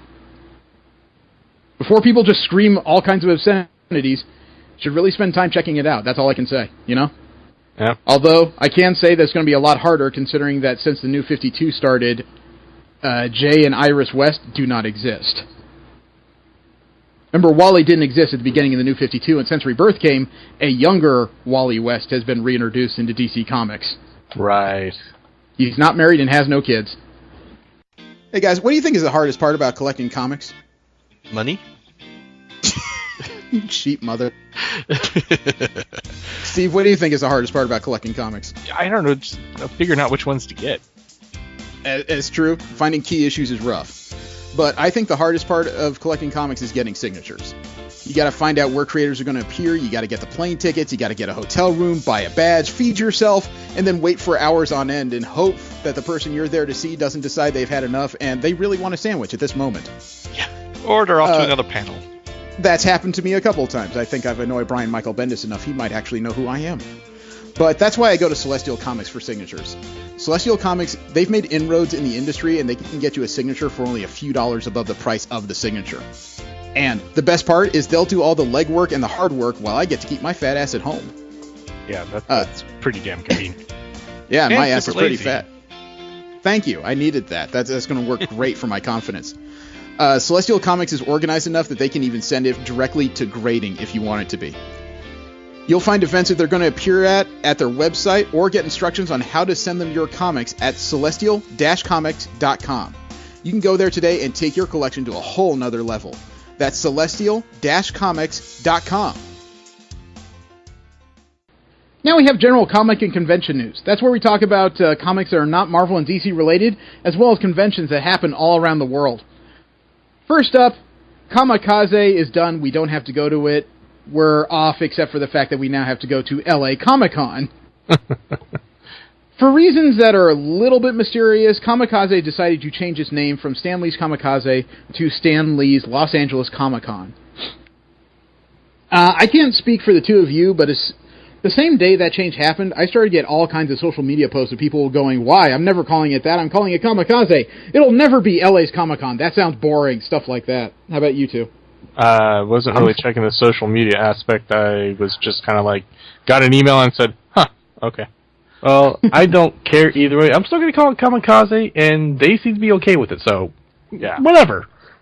Well, in my case, I don't mind the name change, because when I think about Comic-Con, I think about, like, the most grandiose of conventions, whether it be San Diego, New York, or Salt Lake City.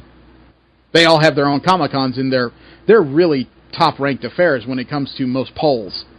But the other thing is, I guess now it's nice to have a convention that doesn't sound like a plane about to slam into a destroyer. True. So, you know, I say power to them. If LA's got a Comic-Con, great. LA's got a Comic-Con. Yeah. You know, but it is one of those cases where it's almost like the Arizona Cardinals. It's just, okay, it's a really obvious name change. Was it really necessary? No, but I'll roll with it. Yeah, I don't know. I think Kamikaze was more fun to say. I think that's what it is. Hey, you know, it is what it is. I mean, shoot, at the last year's Kamikaze or LA Comic-Con, however you want to say it, it had 70,000 people. And I'm pretty sure it's only growing. We'll see how this year goes. You know, I tried not to project until it actually happens. That's not my job. True. I'll let the convention staff worry about the attendance. But this year's is scheduled to take place October 28th through 30th at the LA Convention Center. My least favorite venue at my favorite hotel. When it comes to New York Comic-Con, Greg Hildebrandt is holding a retrospective exhibit. The Metropolis Gallery in Manhattan is hosting the first retrospective for Greg Hildebrandt, who, with his late brother Tim, is among a lot of the most revered science fiction and fantasy artists of the last 50 years. It'll include some of their paintings based on Tolkien properties that have never been shown before. And Greg Hildebrandt himself will attend the opening reception to be held Friday, October 7th from 6 to 10 p.m.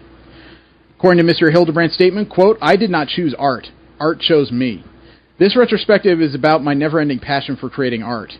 Creating, for me, is the exploration of other worlds both in and out of my imagination." Unquote. There's going to be upwards of 50 paintings for viewing and sale, including some that have never been seen in public before. Key pieces of Greg Hildebrandt's art have sold for $150,000. Nice. Damn. That's pretty impressive. Yeah. Let me see. The exhibit's also going to hold a brand new popular work of Captain America versus Hitler, which Hildebrandt created this year in honor of Captain America's 75th anniversary.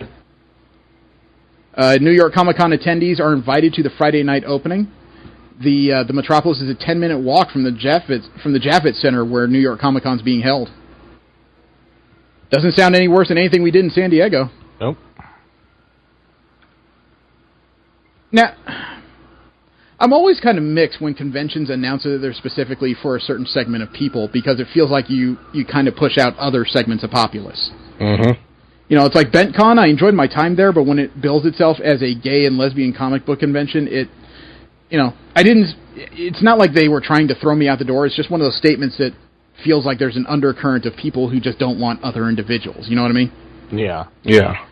Well, I'm getting the same kind of vibe, because this November 12th and 13th, the first annual Jewish comic book convention is taking place in New York. It's going to happen November 13th at Congregation Call Israel. It's a historic Brooklyn synagogue at 603 John's Place. It's being organized in conjunction with Brooklyn Jewish Art Gallery. It's going to feature artist tables, panel discussions, and more that explore how Jewish identities influence comics, both on the page and behind the scenes. According to Fabrice Sapolsky, the comic book creator on Spider-Man Noir and Intertwined and curator of the convention, quote, "This con gives fans a chance to explore the unique contribution by early Jewish creators and how Jewish themes continue to influence comics today. It's not a Jew-centric con, though. It's really for everyone who loves comics and wants to support an incredible medium. The fact that it takes place in a synagogue adds a special flavor to it," unquote. Boy. That would be an interesting experience, actually. Steve, prick, okay? It sounds like a really interesting experience. It's not something I would call the Jewish Comic-Con. You know, the educational stuff, great. Learning about the creators, great. The fact that there's a Jewish contribution to it all, fantastic. But just calling it Jewish Comic-Con, it still feels like there's this undercurrent of Jew only somehow. Yeah, I mean, the fact that he had to go out of his way to say, this isn't just for Jews. Yeah. So, a simple name change would really fix like 99% of the mental syntax errors I'm having with this. A French artist in comic books, Ted Benoit, passed away. He was 69 years old. He actually passed away Friday, September 30th. He's best known for his work in the Blake and Mortimer series with the Francis Blake Affair and The Strange Encounter with writer Jean Van Ham, and Benoit also created the Bingo Bongo series. Most recent work he did was 2014's Philosophy in the Pool. I'm sorry I don't have much beyond that. I don't know a whole lot about European comic book artists. Dark Horse has named a new marketing director. They've hired Melissa Lomax as the new director of marketing. According to Mike Richardson, the president and publisher of Dark Horse Comics, quote, Melissa's proven herself to be a great asset to the company. Her hard work and dedication have been an example for us all, unquote. And if you want an example of somebody who worked their way from the bottom, Melissa Lomax started with Dark Horse in 2007 as an intern for the marketing department. Wow. She got her communications degree at Pacific Lutheran University. She was hired officially as a member of staff in September of 2009 as the company's public relations coordinator. Over the years, she was promoted from coordinator to manager, and now she's the director. She said, quote, I am beyond thrilled and honored to take on this position with the new opportunities and challenges it presents. It has been a privilege to work alongside and learn from the best people in the business, and I only hope to continue the stellar legacy of Dark Horse Comics in the years to come, unquote. Dude, I don't have much information on her because obviously marketing is one of those departments is kind of unquantifiable on the side of like actual paper. However, to work yourself up from an intern to the director of marketing, freaking kudos, man. Yeah. That's a road most people do not take. Holy cow. There's a webcomic I have to investigate. Okay. It's called Shattered Starlight. And it's done by a cartoonist named Nicole Chartrand. She posted a few comic pages to her Tumblr depicting a scene in which a formal magical girl is being chewed out by some magical girl bureaucrat. The story of this sounds incredible. Shattered Starlight is about Farah. When she was younger, she was able to deal with her problems by hitting them with her magical hockey stick. She transformed into a magical girl. Okay? Okay. She was the defender of Montreal. Now she's older, and now she has to deal with more mundane things like crappy jobs and worse bosses. She's basically a magical girl that had to grow up. She's no longer operating as a magical girl, and this is all thanks to some kind of unspeakable event in her past. But she still has her powers, and sometimes they still manifest at inopportune moments. Like when she's trying to deal with her asshole boss. It sounds like an interesting read. This sounds like fun. Now Farah is being shuffled off to another job to work with folks who are more like her, and she's pretty sure she's going to hate it. This sounds pretty awesome, actually. You can find more of this webcomic if you're interested at shatteredstarlight.com. And last up when it comes to general comic and convention news, I have another list for you guys, but this one is especially poignant considering Luke Cage was released this week. Newsarama put together a list of comic books' 10 most game-changing black heroes. Okay. Black Panther and Cage are going to be on that. I'll tell you what. I will give you each one single guess. For top spot? Not for top spot, just for anywhere on the list. If you guys want to compete as to who made it better, then you got to take a guess. Who wants to go first? Spawn. Oh. He is on the list. He is at number 10. Ooh, okay. Yeah, I'm still going with Black Panther. He is on the list at number 1. Yeah. Yeah. It seemed like the obvious one. No, Jesse, I give you major kudos, man, though, because a lot Spawn of people I would forget. not have thought of, man. Yeah, a lot of people forget Spawn is a black man. You know, they completely gloss over that. I just forgot that, Spawn. Oh, yeah, that was a thing. Yeah, that was a strong pull. I got to give that to you. Because there is nothing obvious about Spawn. I remember that crappy movie. Actually, Todd McFarlane says he's pretty sure that they're doing a reboot very soon.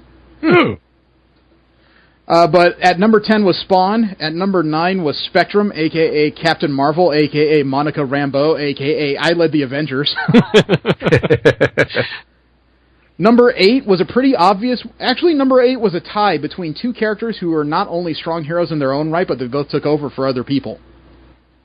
And they're each from different companies. Jon Stewart, the Black Green Lantern, and War Machine, James Rhodes. Oh, yeah. See, that actually would have been another good choice. Yeah. Item number 7 is one a lot of people forget about unless you're a big cartoon fan. Static. from Milestone Comics. Oh, wow. And we're talking pre-dreadlock Malcolm X hat-wearing Static. Let me see. Coming in at number 6 is the venerable man who's probably going to become the most famous black superhero there is until a movie comes out in 2018, and that's Luke Cage. Mm-hmm. Once Black Panther comes out, all bets are off, man. He ain't going to matter crap to people. I'm actually kind of impressed because item number 5 on this list is Sam Wilson, the current Captain America and former Falcon. Oh, yeah. He has come a long way. Item number 4 on this list, it should be more obvious, but even as an X-Men fan, I just didn't think this would be a game-changing black hero. Bishop. No, Storm. Oh, yeah, there's a facepalm moment right there. Pretty much, but, she kind of... Her debut, although she was right there with the other characters in Giant Size X-Men number 1, wasn't exactly the flashiest when she's standing behind Wolverine, Nightcrawler, and Colossus. I mean, out of all the new characters introduced, her powers had the least direct impact. You know what I mean? Yeah, the weather control aspect is, it's but useful. when you want to talk about just sheer power, yes, I can control the weather, which means if I ever go supervillain, you guys are fucked. Yeah, but I mean, her powers didn't even have the same level of general and visual impact that even Sideways characters in that debut, like Sunfire didn't debut there, but he was an X-Man. Banshee didn't debut there, but he was an X-Man. And then Thunderbird. Of the 7 characters that came in as X-Men at that point, hers was, again, the least impactful. Most powerful by a long degree, but least impactful. Number 3 on this list, number 3 on this list is a character I'm sure a lot of people overlook. Black Lightning. Yep. Yeah. Well, I almost said him, but at the same time, I'm like, okay, it's not even Black Lightning anymore. It's not even Black Vulcan anymore. It's Black Lightning, and I was like, okay, I can't. Well, Black Vulcan was a creation for the cartoon. Yeah, but that of course was my first exposure to the character. So yeah, and if you're wondering why he's a game changer, though, he was the first DC, the first major black character DC created as a superhero. So he was their very beginning. Number 2 on this list, Lion Man. Who? I'm going to have to read this because this was one of those pieces of history I was completely unaware of. Quote, "If you're wondering who Lion Man is, you're likely not alone. Though this name hasn't exactly made it into the annals of history, Lion Man was the first black comic book superhero. Appearing only in the single published issue of All Negro Comics, Lion Man was co-created by journalists Orrin Evans, his brother George J. Evans, and John Terrell. All Negro Comics was unique for being the first comic book known to be created entirely by black creators with all black characters. A second issue never hit stands, reportedly because Orrin Evans could not purchase the newsprint required to print the books. Some have speculated that he was blocked from publishing by white-owned competitors, some of whom later began publishing their own black-themed titles," unquote. I could see it. Yeah. Yeah, I can't comment much beyond that because this is one of those parts of comic book history I have no bearing in whatsoever. But I will give Newsarama and their research team credit, man, to come up with something that obscure as part of this list. Mm-hmm. And then, of course, number 1 is Black Panther.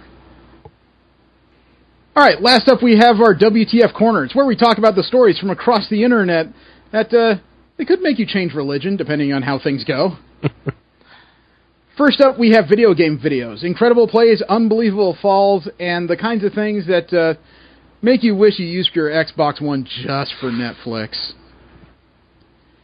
And I have a video from a game I don't think I've ever used before, Deus Ex. Oh, okay. Yeah, well, it just did come out with a new one. Yeah, and this one, it requires a little bit of context because it came from the channel of user The Man Machine 89. That sounds uncomfortable.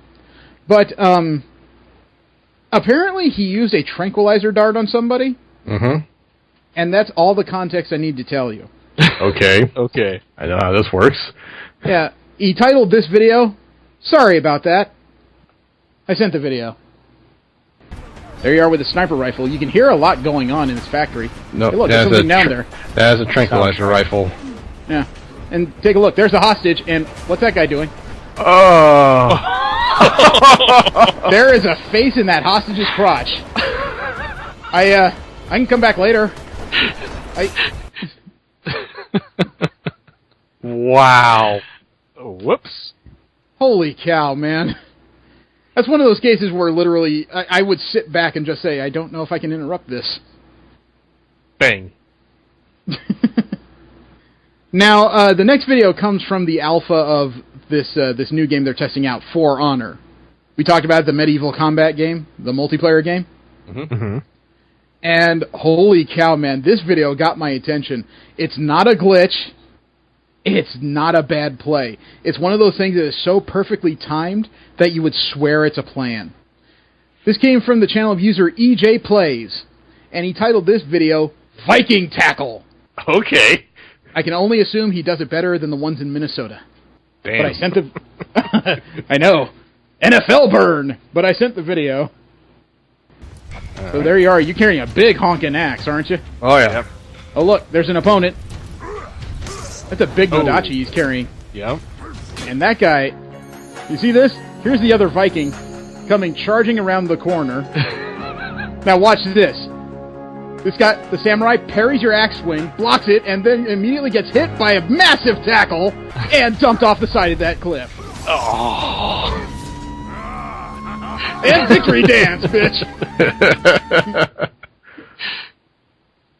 Like I said, that's one of those things that, as perfect as it is, you can't tell me that was initially planned. Oh, no, not at all. That's just somebody charging to your rescue at that one moment where he's absolutely open.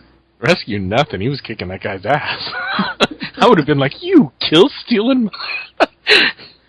Okay, well, you guys are fully aware I am a pro wrestling fan. Mm-hmm. Yes. And I enjoy tag team wrestling. I especially think that a lot of the newer teams out of NXT are some of the best things going on today. My favorite is American Alpha. Okay, Jason Jordan, Chad Gable, they're physical, they're athletic, they're agile, they are awesome. I might have seen the tag team that could kick their ass. Okay. This next video came from the channel of user Deadline, Deadline. It's an Overwatch video. Really? Yes, and this video is titled Zarya and May, Trick on Eloy Well. Oh, okay. You want to see my new favorite tag team? I sent the video. You're in the perspective of Zarya. Ice wall, gravity bomb, and all the players are drawn to it. Hi! The wall, and goodbye. Oh. Team kill in the well. Oh. Dad. Oh. Wow. No, I've seen something similar to that, but yeah, that is mean. That is a great tag team move. What would you call that? The Descent.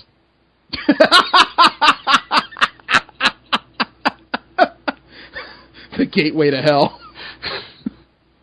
Avalanche? The Hellmouth. There you go.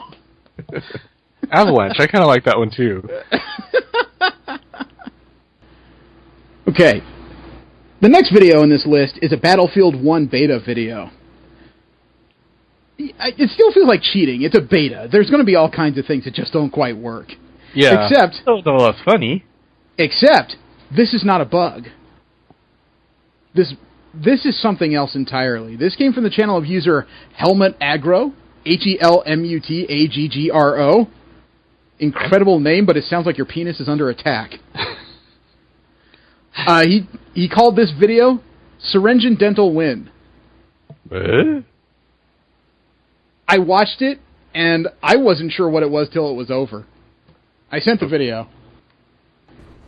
So there you are, you're in a house. Oh, look, one of your teammates is down.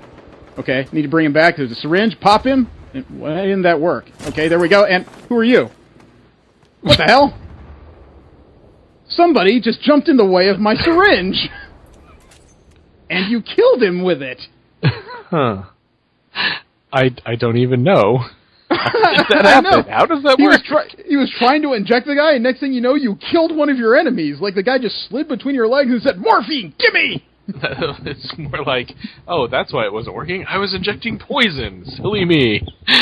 Maybe that's why he's called Helmut Aggro. Just jabbed it right into the codpiece. There we go. Oh, man. And last up is a Destiny video. Okay. And this one was amazing to me. All right. This came from the channel of user Blazehound. 2 words, Blazehound. Which means he's either really good at video games or he really enjoys his ganj. But the title of this video is pretty self-explanatory. It's a hunter, it's a machine gun, it's at the anomaly, and it's titled Killing Spree. Okay. All right. I sent the video. So there's the hunter with the machine gun. Slide. And running upstairs. Grenade! Gotcha. Gun you down. Gun you down, you didn't see it. Hey, who's up here? You're dead. Only 5 minutes left. Next. Somebody around the corner. Ain't fooling around. Charging up the knives, and here I go. You just died. And you just died. And you just died. And you ain't getting away. You just died, and I win. Thank you. On to the next. Holy crap. Yeah. And that's why I hate hunters. I'm sorry, were you wearing body armor? Because none of that mattered. That felt like a Rambo moment right there. Rambo nothing, man. That's Schwarzenegger at the end of Terminator. Sometimes in WTF Corner, we get weird lists of things that are confiscated by the TSA. But usually it's over the course of longer periods, like full years, right? Uh-huh. Well, Gizmodo had a list of things that were seized at by U.S. Customs in Florida just this past summer. Okay, so a period of 3 months? Yes, May 25th, 2016 to August 25th, 2016. Some of it is just plain weird. Some of the things that Customs has confiscated are airbags, bags of marmalade, unspecified flavors, FedEx envelopes, DVD cases, LED lights, Mickey Mouse satchel, portable gas grills, socks, talking Logitech speakers, and undergarments. Uh-huh. Hey. Now you're probably wondering, what's so weird about that? That's not the weird part. Those are the more normal things they've confiscated. Some of the more normal. Yeah, some of the more unusual things are 1985 AM General Humvee. What? Okay. A 1985 AM General Humvee. One of those big honking things like Schwarzenegger drives. They confiscated one of those. At the airport? No, U.S. Customs. Oh. U.S. Customs confiscated this stuff. Okay, that makes a little more sense, but still. Okay, they've confiscated avian skulls, bird skulls. Okay. Bass Pro Shops caps. I mean, I guess the thing is like, why? Why are they confiscating some of these things? I'm sure there's a legal reason. The question is, why are you trying to sneak this stuff past? Like Ben Nye banana powder. Why are you trying to smuggle stage makeup? Botox. Somebody tried to smuggle Botox. I really need some context because one of the things somebody tried to smuggle past customs and was confiscated was Captain America. I mean, that's what doesn't make sense. It's like, how are they smuggling it? Is it in their luggage? You know, they could just be bringing it back going, yeah, okay, whatever. And then they find it in the luggage and are like, you can't have this. I can't have Captain America? What? Okay, how about this? Somebody tried to smuggle 48 pounds of cheese. Okay. I love this list of items here in this particular section. Cocaine, 62 pounds. Cocaine, black bag. Cocaine, brown bag. Cocaine, shoes. Cocaine concealed in HP Pavilion laptop. Cocaine concealed in steel bars. Cocaine in box. Cocaine vaginal insert. Cocaine carry-on bag. Okay. Could you imagine filling out the form that says, what did you confiscate from this person? Cocaine. Where'd you find it? Dude, I ain't writing that down. Conch meat. 12 pounds of conch meat. What is conch? It's a seashell. Yeah. Oh, like clams and all right. Yeah. Dell laptops. Ecstasy. Over a pound of ecstasy. Woo. Wow. Okay. Flying ferry. What the hell is a flying ferry? Oh, how about this? Ford Motor Company auto parts labels. Okay. Just the labels. The parts could go through, but we had to keep the labels. Oh, I'm going to guess somebody's trying to make counterfeit parts. Yeah. Ham and cheese pastries. Why would you even bother to smuggle it? Just swallow the damn thing. That's what I don't understand is how you could consider it smuggling. Okay, ham sandwich. Half a pound of half sandwiches. Oh no, half a kilo of ham sandwiches, sorry. Hatching eggs from Brazil. Hatching eggs from Thailand, 16 of them. 30 hatching eggs from the Netherlands. Holographic weapon sight. Dude. Okay, yeah. Okay. Let me see. Levi sweaters? What, you couldn't get the jeans? Well, I mean, that is actually... Yeah. Okay, liquid cocaine. Somebody tried to smuggle in liquid cocaine. Where? Doesn't say where, and I don't think I care to know where. A lot of micro SD cards for some reason. Nikes. Packing tape. What the frick? What? That's... There's gotta be a text. There's gotta be a story behind this. Dude, there's a section here that gets pretty repetitive. Pork blood sausage. Pork meat tamales, 2 kilograms. Pork meat tamales, 8 kilograms. Pork pate. Pork rinds. Pork sandwich, half a kilo. Pork sausage, 1 kilo. Pork skins. Pork hot dogs. Pork beef sausages. Pork mortadella. I'm assuming these were used to conceal other illegal substances with them. No, they were actually smuggling the meats for some reason. I do think it's illegal to try and pass foodstuffs from U.S. Customs. Yeah, I think that is true, but... Still, though, you would just wonder why they wouldn't just eat it. Well, it's like, undergarments. Okay. What undergarment is illegal?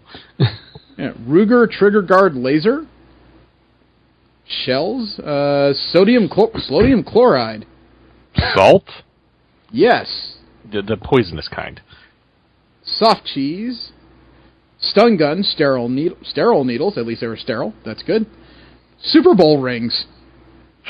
What? Okay. Super Bowl rings. I can only assume counterfeit. Yeah, they must have been... Florida must have been a stopover from Vegas in a pawn shop or something, man. Toyota emblems. And it doesn't say counterfeit on Super Bowl rings. It says Super Bowl rings. They've marked which ones of these are counterfeit, so somebody tried to smuggle actual Super Bowl rings out of Florida. Dude, some of this stuff, though, must have been really frustrating when you had to fill out these forms. Unknown beige rock. Unknown blue pills. Unknown blue tablets. Unknown leaves. Unknown pill. Unknown plant. Unknown seeds. Unknown white pills. Unknown white pills with dividing line. Unknown white round pills. Unknown yellow pills. U.S. currency concealed in G handbag. U.S. currency concealed in gray Guess handbag. U.S. currency concealed in LV purse. U.S. currency concealed in Mickey Mouse bag. Vitamin B6. Okay. Yellow bars with silver rings. What the frick, man? Did Power Man come through there?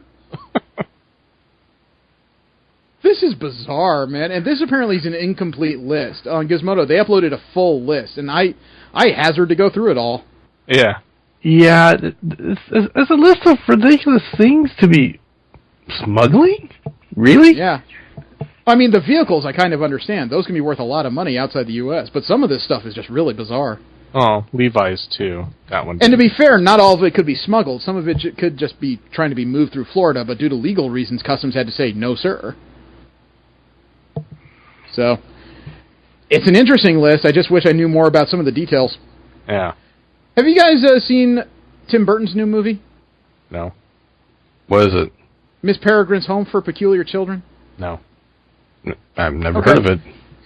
I don't really like Tim Burton. I used to like him a lot in the 80s, but his directorial style has not changed since the 80s. That's where I have trouble. But believe it or not, he actually answered some questions recently because all of the characters in Miss Peregrine's Home for Peculiar Children are white characters. So somebody decided to ask the question about diversity representation in his movie. He gave an interesting answer to Bustle that is it makes me scratch my head a bit. Okay? All right. His response to the lack of diversity in the film, quote, "Nowadays people are talking about it more. But things either call for things or they don't. I remember back when I was a child watching the Brady Bunch and they started to get all politically correct. Like, okay, let's have an Asian child and a black. I used to get more offended by that than just... I grew up watching blaxploitation movies, right? And I said, that's great. I didn't go like, okay, there should be more white people in these movies, unquote." Uh-huh. Pump the brakes for just a second there. It's great that he liked blaxploitation films, but obviously he didn't realize that blaxploitation films were made simply because black actors and writers and directors couldn't get jobs at the time. Like, at all. Yeah, well, I think he was trying to, be like, okay, well, other people, are the same way. No, that's not quite the point there. Yeah, I get where he was trying to go with that. He doesn't like forced diversity, and that's fine. But at the same time, to try and justify it by, why weren't there more white people in blaxploitation films? Dude, you really missed the point on that one. And congratulations, you have shot yourself in the foot the way most American politicians can only dream of. If the phrase, "I put my foot in my mouth" is applicable here, he's swallowing his own ass at this point. I mean, if you guys have anything to add, please, but he really missed the mark on that particular defense. I think I put my part in. I could care less. There's a new invention in Japan that is incredible, yet frightening. Motospeci? No. Okay. That's useful. No, there's a Japanese researcher. His name is Atsushi Shimizu. He's invented a typhoon turbine. They are a metal framework that once a typhoon rolls through the area, they spin and cause the turbines to spin to create electrical energy. Ooh. The current estimation is that a large array of his turbines could capture enough energy from a single typhoon to power Japan, all of Japan, for 50 years. We don't have the storage capacity for that, but okay. I think that's really impressive, and it's great he's found a way to use like a natural disaster to power the country. Yeah. And if they're structurally able to handle that, that's highly impressive. However, I wouldn't want to live in a country that just says, "God damn it, when is the next typhoon coming through? I could really recharge my iPod right about now." That would be the equivalent of California having this impressive new shake system for introducing electricity into the system. We just need that San Andreas Fault to kick off just once, and we'll be good for the next 25 years or so. Pass. And last up in our WTF corner is Out of Context D&D quotes. We go to outofcontextdnd.tumblr.com to find quotes that, when said with absolutely no context in role-playing games, can be really entertaining. What do you want from me? Let's go with 15. 15, okay. All right. The first quote is actually pretty fitting for a 15 quote day. "You begin by gently beating the wizard to death again." Okay. It's the again that puts a nice little punctuation mark at the end of that sentence. Feels cathartic. A bit. Quote number Gently, 2. Gently. I know. Quote number 2. "How well can I do a side-eye glance without any eyes?" Question for the ages. Ask Daredevil. I'm sure he could tell you.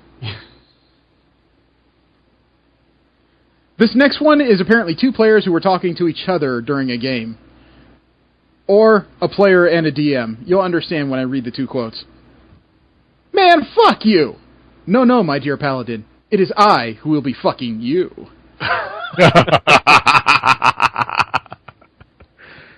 And Captain America says, "Language."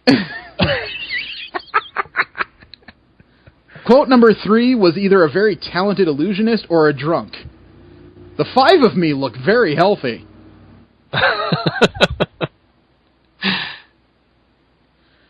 The next quote number 4. I don't know who said it in the game, player or DM, but no matter who said it, it's one of those quotes that really is... Everybody's going to be using it throughout the next few sessions. Uh-huh. I have 2 tentacles whacking the fuck out of y'all, so logic doesn't exist anymore. I can imagine Steve doing that if he ever got to play his summoner. Yeah. No, I only had 1 tentacle. It was the tongue. The next quote I need some context on because they did mark down that a paladin said it.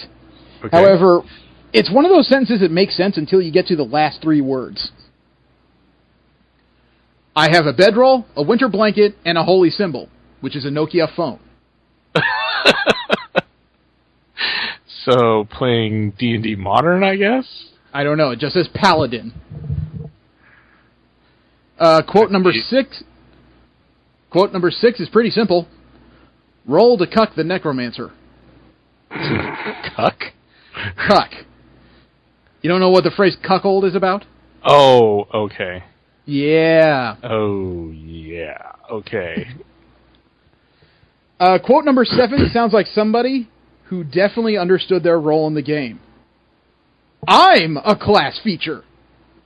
Must have been playing a bard. Quote, let me see, that was 7. Quote number 8 is a conversation between a druid and a fighter. Which, suddenly I'm thinking of 8-bit theater, but okay. The druid starts the conversation. Why are you scared of spiders? Mosquitoes are not the same thing as spiders. They have legs. Everything has legs. Not a snake. Apparently he's afraid of legs. God forbid he turn around and look at the rest of the party. Quote number 9 is a player and an NPC talking to each other. We have to check on whether our friend is still alive. He still owes me a lot of money, so, he's incentivized to hold on for us. Yes, that's definitely how that worked.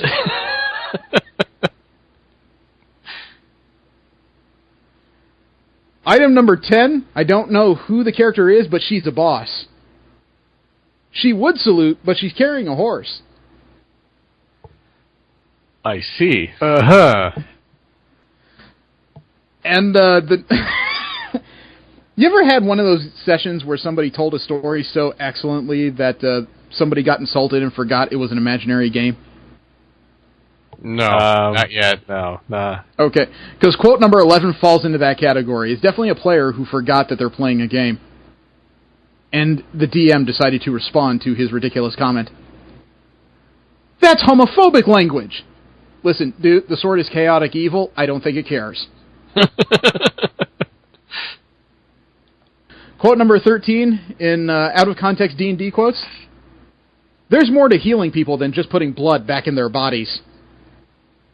Yeah. Uh-huh. Can we get a new healer? Hey, they could be talking about a transfusion. Actually, I have a rogue here who may be one of the most adept rogues I've ever seen for quote number 14. Can I do a perception check to see which one is the least murdery? We call that an insight check now. And quote number 15 of out-of-context D&D quotes is 2 people.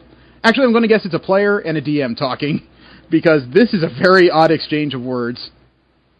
Do you have any bread? Roll provoke. Pardon me, sir. Do you have any grey poupon? And that's when he suddenly levels a knife at you. Come over here and I frickin' cut you. The subject of this week is Captain Britain and MI-13.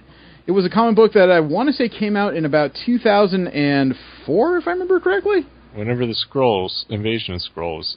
I don't remember when 2008. 2008. It was a series that was spun out of the Secret Invasion. I made the mandatory section of the reading issues 1 through 4, but I added 5 through 9 if people were interested. It is. I think we all were. Yeah.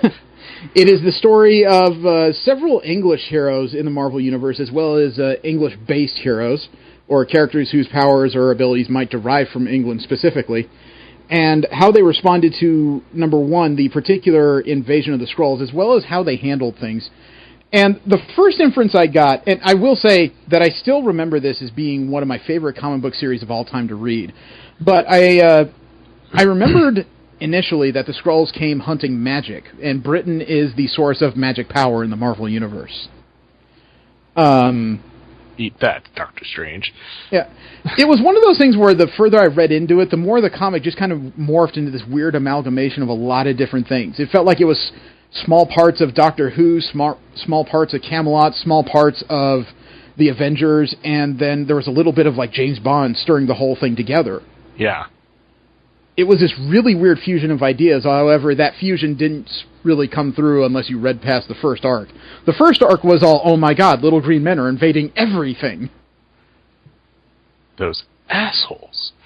Yeah, I mean, in rereading it, I'm really kind of surprised that I enjoy reading this more than I enjoy reading like 3/4 of comics I read today. This held up for me really, really well. Yeah, actually, I was really digging it. And the funny thing is Captain Britain, Brian Braddock, has never really been my favorite. Even when I was reading Excalibur, he was a pretentious asshole. But we find out there's a good reason for that. Yeah.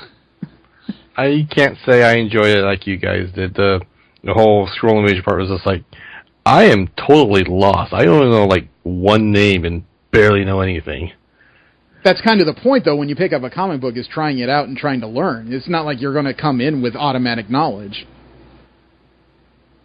You know, the only reason I understood half the names in this series previously was because most of these characters have appeared in other series, but especially because of Excalibur. Yeah. You know, a lot of this has to do with Excalibur. Yeah, the fact of Peter Wisdom and some of his backstory I knew because of reading Excalibur, but yeah, overall, Blade, I think that kind of should be obvious. Yeah. So the Black Knight, too. Captain Britain. See, I wasn't even all that familiar with the Black Knight. I knew that he had been an Avenger, but, you know, the sword and the curse and all that, yeah, didn't even slow down, because there's a lot of people who are not really familiar with the Black Knight, and they're readers of the Avengers. That's one of those characters that fades into the background really easily. Yeah, I mean, I did remember once he, like, was heading, you know, after the first story arc, and, you know, and he jumped on the Black Pegasus. I was like, oh, that guy. Okay. Yeah.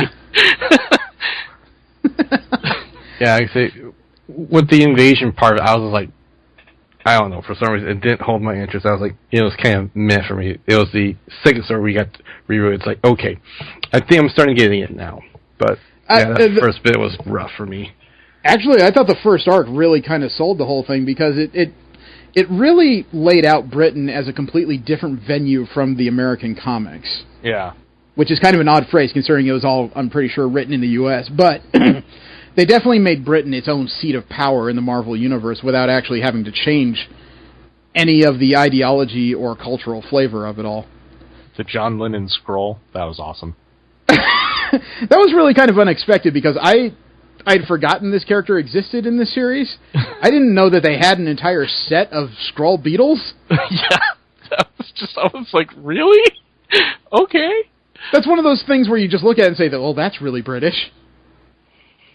You know, Skrull immigrants who were hiding as fake beetles just because it apparently entertained the Parliament to no end.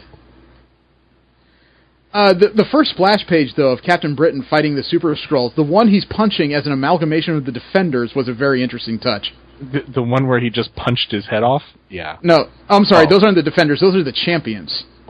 Ghost Rider, Iceman, I think that's Hercules, and Angel. They were all members of the Champions. Oh, that was the one whose head he destroyed eventually. It took a bit for... It didn't take me long to pull that apart. That's just one of those cases of, of all the teams to pick, you choose that one to mimic, huh? The other one that had the powers of, like, famous Marvel monsters was more frightening. Mm. And, man, they really made it pretty clear in the first, 4 or 5 pages there that Britain is in triage mode. They're barely holding together. Yeah. I was kind of curious what the story with the Doctor was, and then, you know, what did her powers actually end up being? Her powers are the ability to deconstruct and reconstruct bodies on a molecular level. She's like the ultimate frickin' surgeon. Yeah. Very frightening. Yeah. That's before you take into the account that she is the official wielder of the sword Excalibur. Right. Mm-hmm. which became her eventual code name towards the end of the run of Captain Britain and MI-13. Her call sign was Excalibur. And I really did enjoy this version of Dane Whitman, trying so hard just to keep flippant only because the Ebony Blade keeps calling to him to kill things, and being flippant is the way that he keeps it from taking over. Yeah. If he just treats the whole thing like a joke, I guess he won't take it seriously enough to lose his mind, is the way he took it. If there's a Golden Age character I forgot about, it's Spitfire. I was just like, okay, okay. Spitfire is one of those things I got from reading the history of Spider-Man comics, and that's only because, Spider-Man, he's like a walking historian of the Marvel Universe. Spitfire was teamed up with quite a few people. Yeah, Spitfire was actually one of those creations from the Golden Age of comics, man. She was there during the early days of the Invaders. I don't even remember the Invaders. The Invaders was the super team that Timely and Marvel created early in Captain America's run during World War II. Namor the Submariner, Bucky, Toro, the Human Torch, Jim Hammond the Human Torch, the android. Okay. When they were adventuring through Europe, eventually, of course, they're going to run into British superheroes, and I don't know if it was Timely or Marvel, but Spitfire was one of those creations. Okay. And Spitfire is, of course, the name of a British warplane. It's kind of an interesting name for a super speeder. My only regret about this series is she's worn more or less the same costume during her entirety of existence in comics, and she is more than due for an upgrade. Yeah, but it had that superhero feel. I wasn't really all that put off by her costume. I'm not saying it's not heroic, just certain aspects of it could have been upgraded. The flared gloves and that bizarre mask she wears. She looks like she's a super fan of Jean Grey. But, the series really went through kind of an interesting shockwave when what few superheroes Britain can put together are already being challenged. And by the end of the first frackin' issue, Captain Britain is incinerated. Yeah. And there's no other words for what he was. He was in the center of a bomb that destroyed Stonehenge. No, not Stonehenge, the Siege Perilous. Yeah. Right. The gateway to the multiverse. Which is where Captain Britain derives his powers from. And if you're going to start an issue taking the central character and killing it, kudos to you, man. Did not expect. Yeah. I did like the next issue right after that where they were just like, it was very American. People found out about the death of Captain America in the media, of course. But, just his tie to the land, that was unique. Yeah, they didn't really read about it. It's just half of Britain started crying and mourning all at once. They felt his death more than they knew about it. It was this unusual group patriotism moment. And of course, when Captain Britain is down and the Siege Perilous is destroyed is when the Skrulls start coming in mass. Poor Dr. Faiza has visions of a sword, but doesn't know what they mean. And then when the Black Knight's trying to wake her up is when her powers kick in, and she takes him apart. She made him look like that Chinese exhibit of cadavers that was roaming across the world. Yeah, that was a bit disturbing. I'm sure that's how they meant it, though, because depending on what part of his body you're looking at a different layer of him. Especially his head is weird, of his face, his eye popping out of it, which is all distended from his skull, being held together barely by tendons. Yeah, I know, the brain coming out the back, and his poor helmet, which is just cracked in the middle, floating between it all. And he's still conscious. Yeah. He's yelling, "What did you do?" And surgery, my dear sir, surgery. I know, she freaked out, she managed to put him back together. His response was great. That was interesting. Tell me everything's tucked in.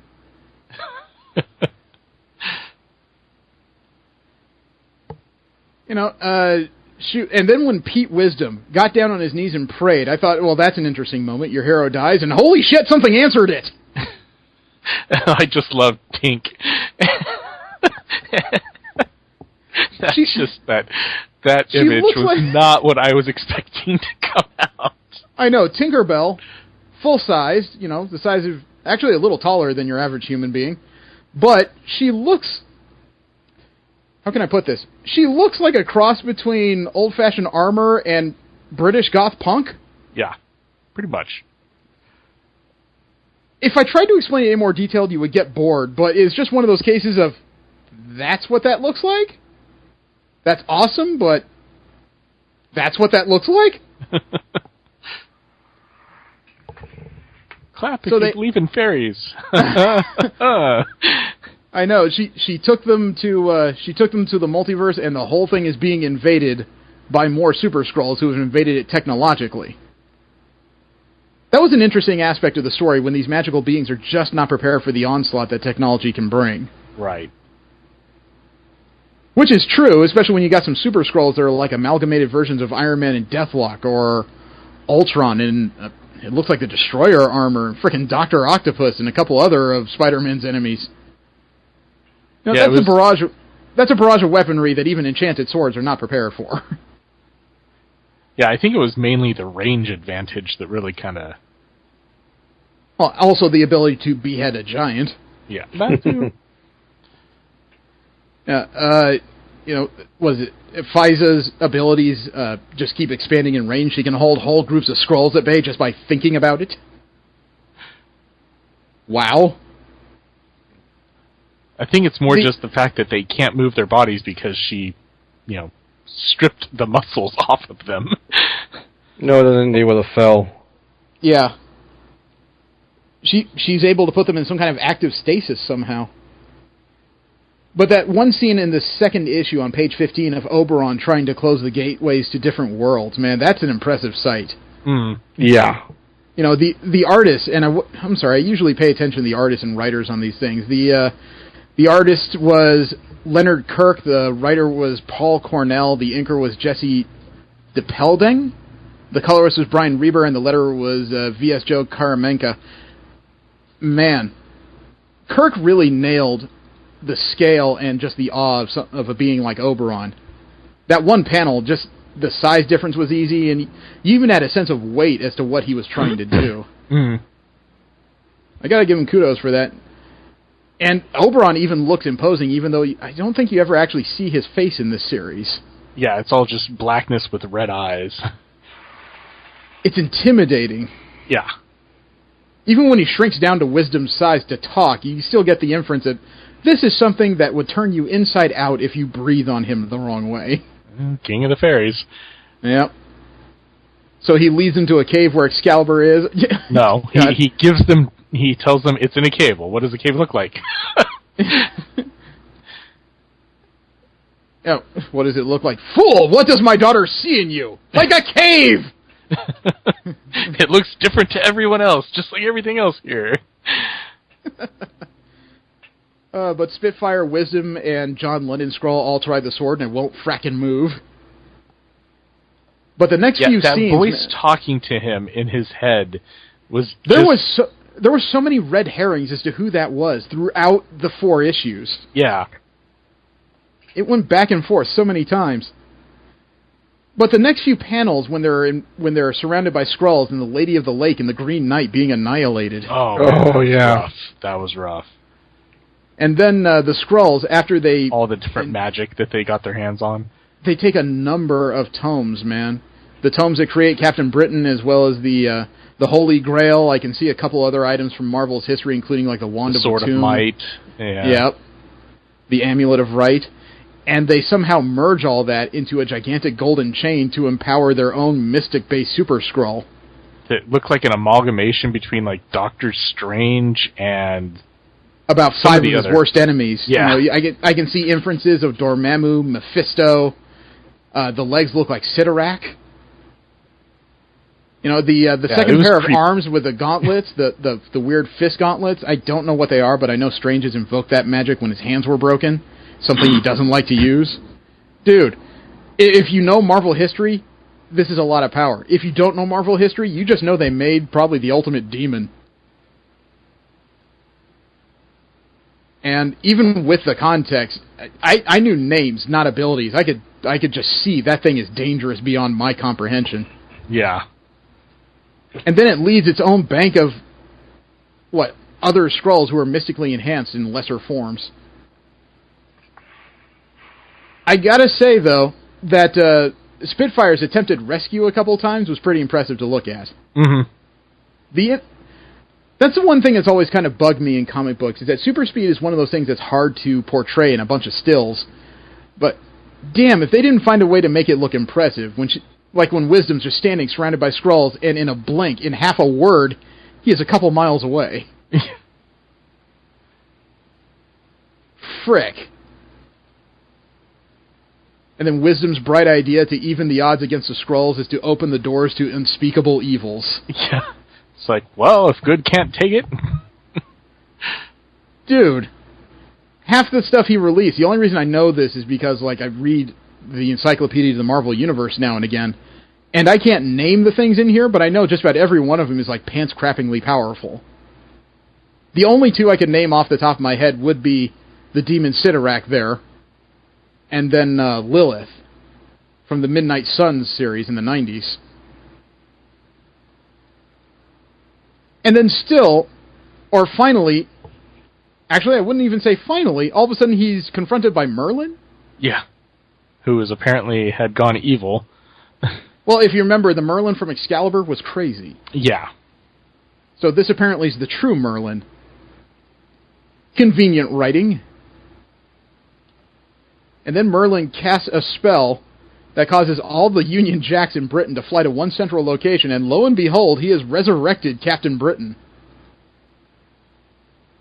I did like the fact that he kind of gained his powers similarly to the Gladiator. Yeah, now part of his powers depend on his own confidence, and the other part of it is how patriotic the British citizenry feels at the time he's trying to use them. Which must suck when you're trying to depend on, like, you know, teenagers. Yeah. Well, there might be part of the population. There might be a generation where that's useless. But that last issue, the fight in the last issue, was pretty impressive on scale. Mm-hmm. As well as how Captain Britain's fighting back and forth, with Excalibur in hand, no less. It was unfortunate that John Lennon was terminated there. Yeah, that really sucked. I was just getting used to him as a character when he was suddenly gone. And the way they took him out, too. I know, just a single gunshot to the head when he was captured. You know, long story short, obviously the team manages to save the day, but some of the splash pages here of the fight scenes were incredible in all kinds of respects. And the final form of victory, when the evil that was released was grateful to Pete Wisdom and granted him a single boon. Oh, that was and he so said, awesome. No more Skrulls? That was so awesome. And Britain is now a Skrull-free zone. Any Skrull that tries to enter its borders just ignites into flame. I will say, though, that it's actually kind of a good thing that they killed John that way, because he God, could you imagine died. trying to explain that loophole to a mystical being?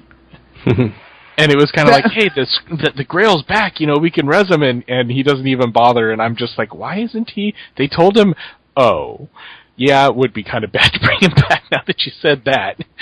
I know. And at the end of this 4-issue arc is when, you know, Captain Britain plants Excalibur into rock because he doesn't want to carry it all the time.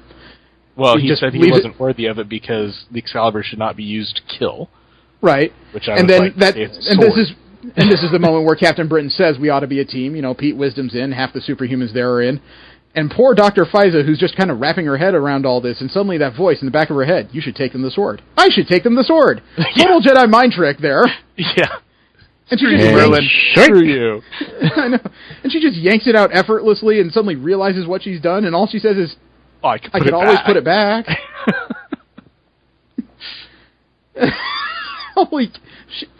I really appreciate the character of Faiza because she was the fangirl in this series. Yes. She was superhero obsessed, knew all the details as ugly as they were, and was completely out of her depth half the time. It was just like, yes, I am, you know, a paramedic.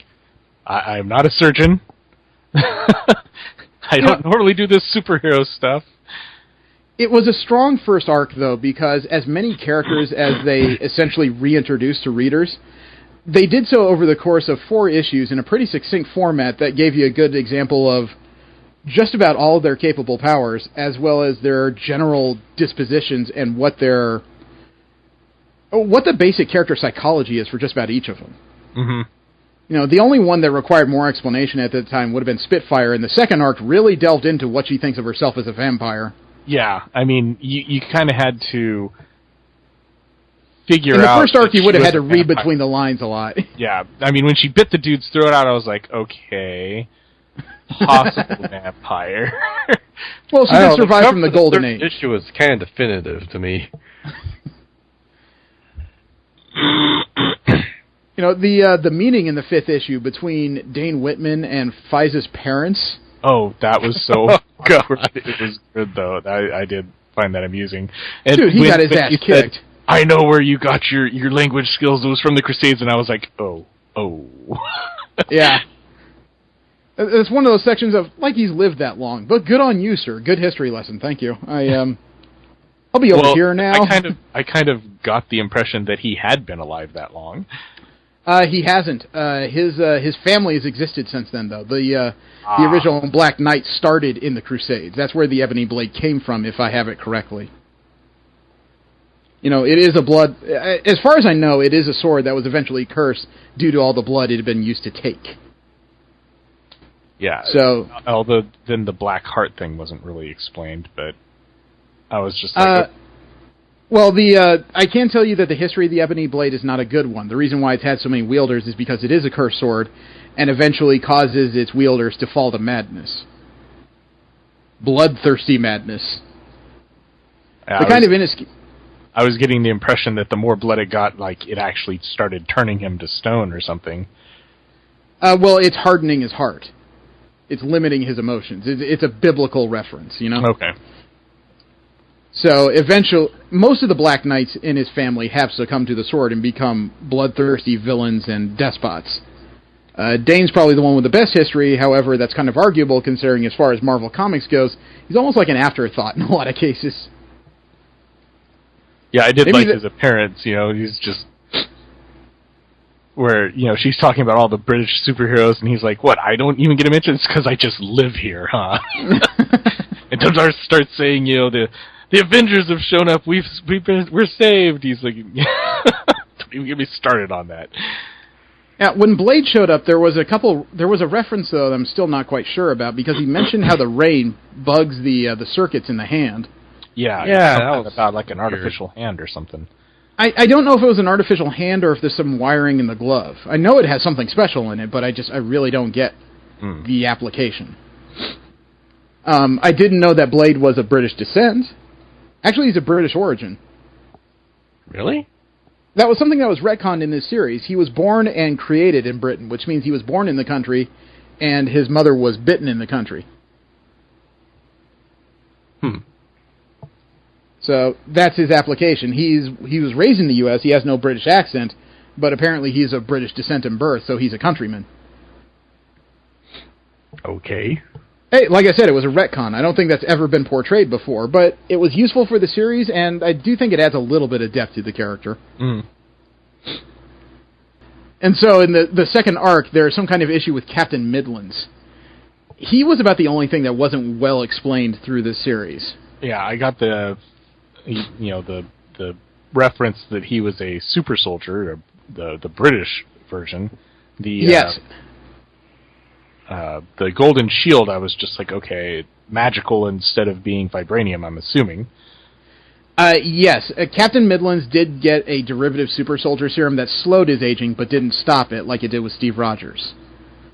So he's been aging since World War II, but that's the reason why he's not just, a curmudgeonly old fart in a wheelchair. The shield was created in Britain. I don't know if it has a special name, but what vibranium does for impact, Captain Midland's shield does for sorcery. So he can shield. Yeah, he can wade through magics like it doesn't exist. However, it wasn't balanced like Cap's shield, so you won't find him throwing it or anything. It is just a primarily defensive weapon. It's not as all-purpose as the vibranium shield is. Is that the Pendragon's seal on the shield? It is. Okay, so definitely Arthurian then. Yeah. Towards the end of the 5th issue, when Blade meets Spitfire and immediately stakes her, holy shit. Yeah, you knew that was coming. Yeah, I was just like, okay, well, this is not going to end any sorts of well, especially due to the fact that, they brought up the fact that she was hiding what she was from her teammates. It was one of those cases where the readers knew all the inference, you just didn't know how much the characters knew, and in just 2 short pages, you understood how much Blade knew for sure. She's fortunate to have survived. There is something definitely different about her physiology if she can take a stake to the heart and she's still okay. Yeah. I'm guessing something about the circuitry he was mentioning was why his handshake atrophied her hand like it did. Because I noticed that the muscle wasn't even coming back through most of this arc. Well, it seems like she didn't know about her vampire healing abilities or how they worked. Well, that's because, as far as I understood it, she's mainly rejected her vampire half. It's kept her alive in certain responses, and occasionally it flares out of control. But in general, I don't think she used it. Mm-hmm. So once Blade finally learned that she's not a dangerous vampire at the very least, he taught her a couple of things. If not to keep her alive, then to at least watch his back and keep him alive. The enemy of the second arc was kind of amorphous. Dr. Plotka. Yeah, that was creepy. He was like something. Yeah, he was something like straight out of Stephen Moffat era Doctor Who, man. Although his powers were not confrontational. His ability to create the dream corridor to trap people within it to power his ability to create the mindless ones. Mm-hmm. I've seen but the same time, that's what made him so difficult to defeat. Well, not just that, though, because this comic actually explained the mindless ones to me. I'd seen them a lot before, but I'd never actually known what their use was. And their use was basically to create a beachhead so he can attack all the other realms of hell. Oh. They're an instrument of chaos. He uses them to stir things up and create strife just by messing with other realms, more or less. Yeah. That's a scary concept now that's been laid out for me. Especially because he can just keep making more as long as he's got, magic to fuel it. Yeah, and of course one of the first things he grabbed was Captain Britain, who went in early. Did anybody see the betrayal from Captain Midlands coming? I did not. No. That was sudden, wasn't it? Yeah. It was well played through the book, because there was no hints of it until he did it. And even when you reread it and go back, everything he did is, from the very beginning, yes, he was a traitor, but, he hid it so expertly, there were no tells or anything. There was no usual, Hollywood tells of, remorseful looks or hesitations. He just went through it from beginning to end. Yeah. I was kind of impressed by that. But, during this 5-issue arc, where Plotka kept teasing Captain Britain with the possibility of getting Megan back, his wife, who is lost to another dimension. Yeah, and I didn't realize that, so I was just like, okay. Again, something you probably wouldn't know about unless you were reading British comic, or the British-based comic specifically, but they did a great job of catching you up real quick in this story. Not like extreme exposition, this is how precisely she got lost. No, it's just a few words that told you she was lost, that might be her, and now you have a chance to go get her. Yeah.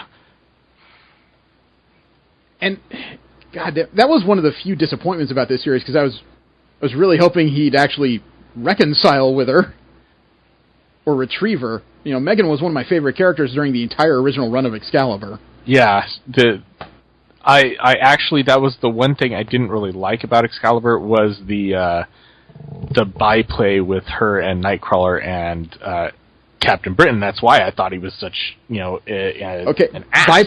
Byplay makes it sound like every time they turned their back, she had Kitty Pryde in the closet. I think you mean love triangle. Well, okay, yeah. Megan is immensely powerful. She's a megamorph. Right. Jesse, do you know what I mean by a megamorph? Not really. A metamorph is somebody who can change their appearance, right? Yeah. She's a megamorph. When she changes her bodies to mimic somebody, she can mimic their abilities as well. At one point during the run of Excalibur comics, they ran across the Juggernaut,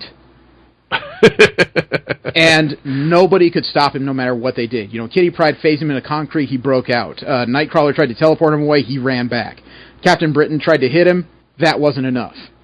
Everybody gave it their best shot, and when he punched out Captain Britain, Megan responded by transforming herself to look physically like him, and she hit him blow for blow.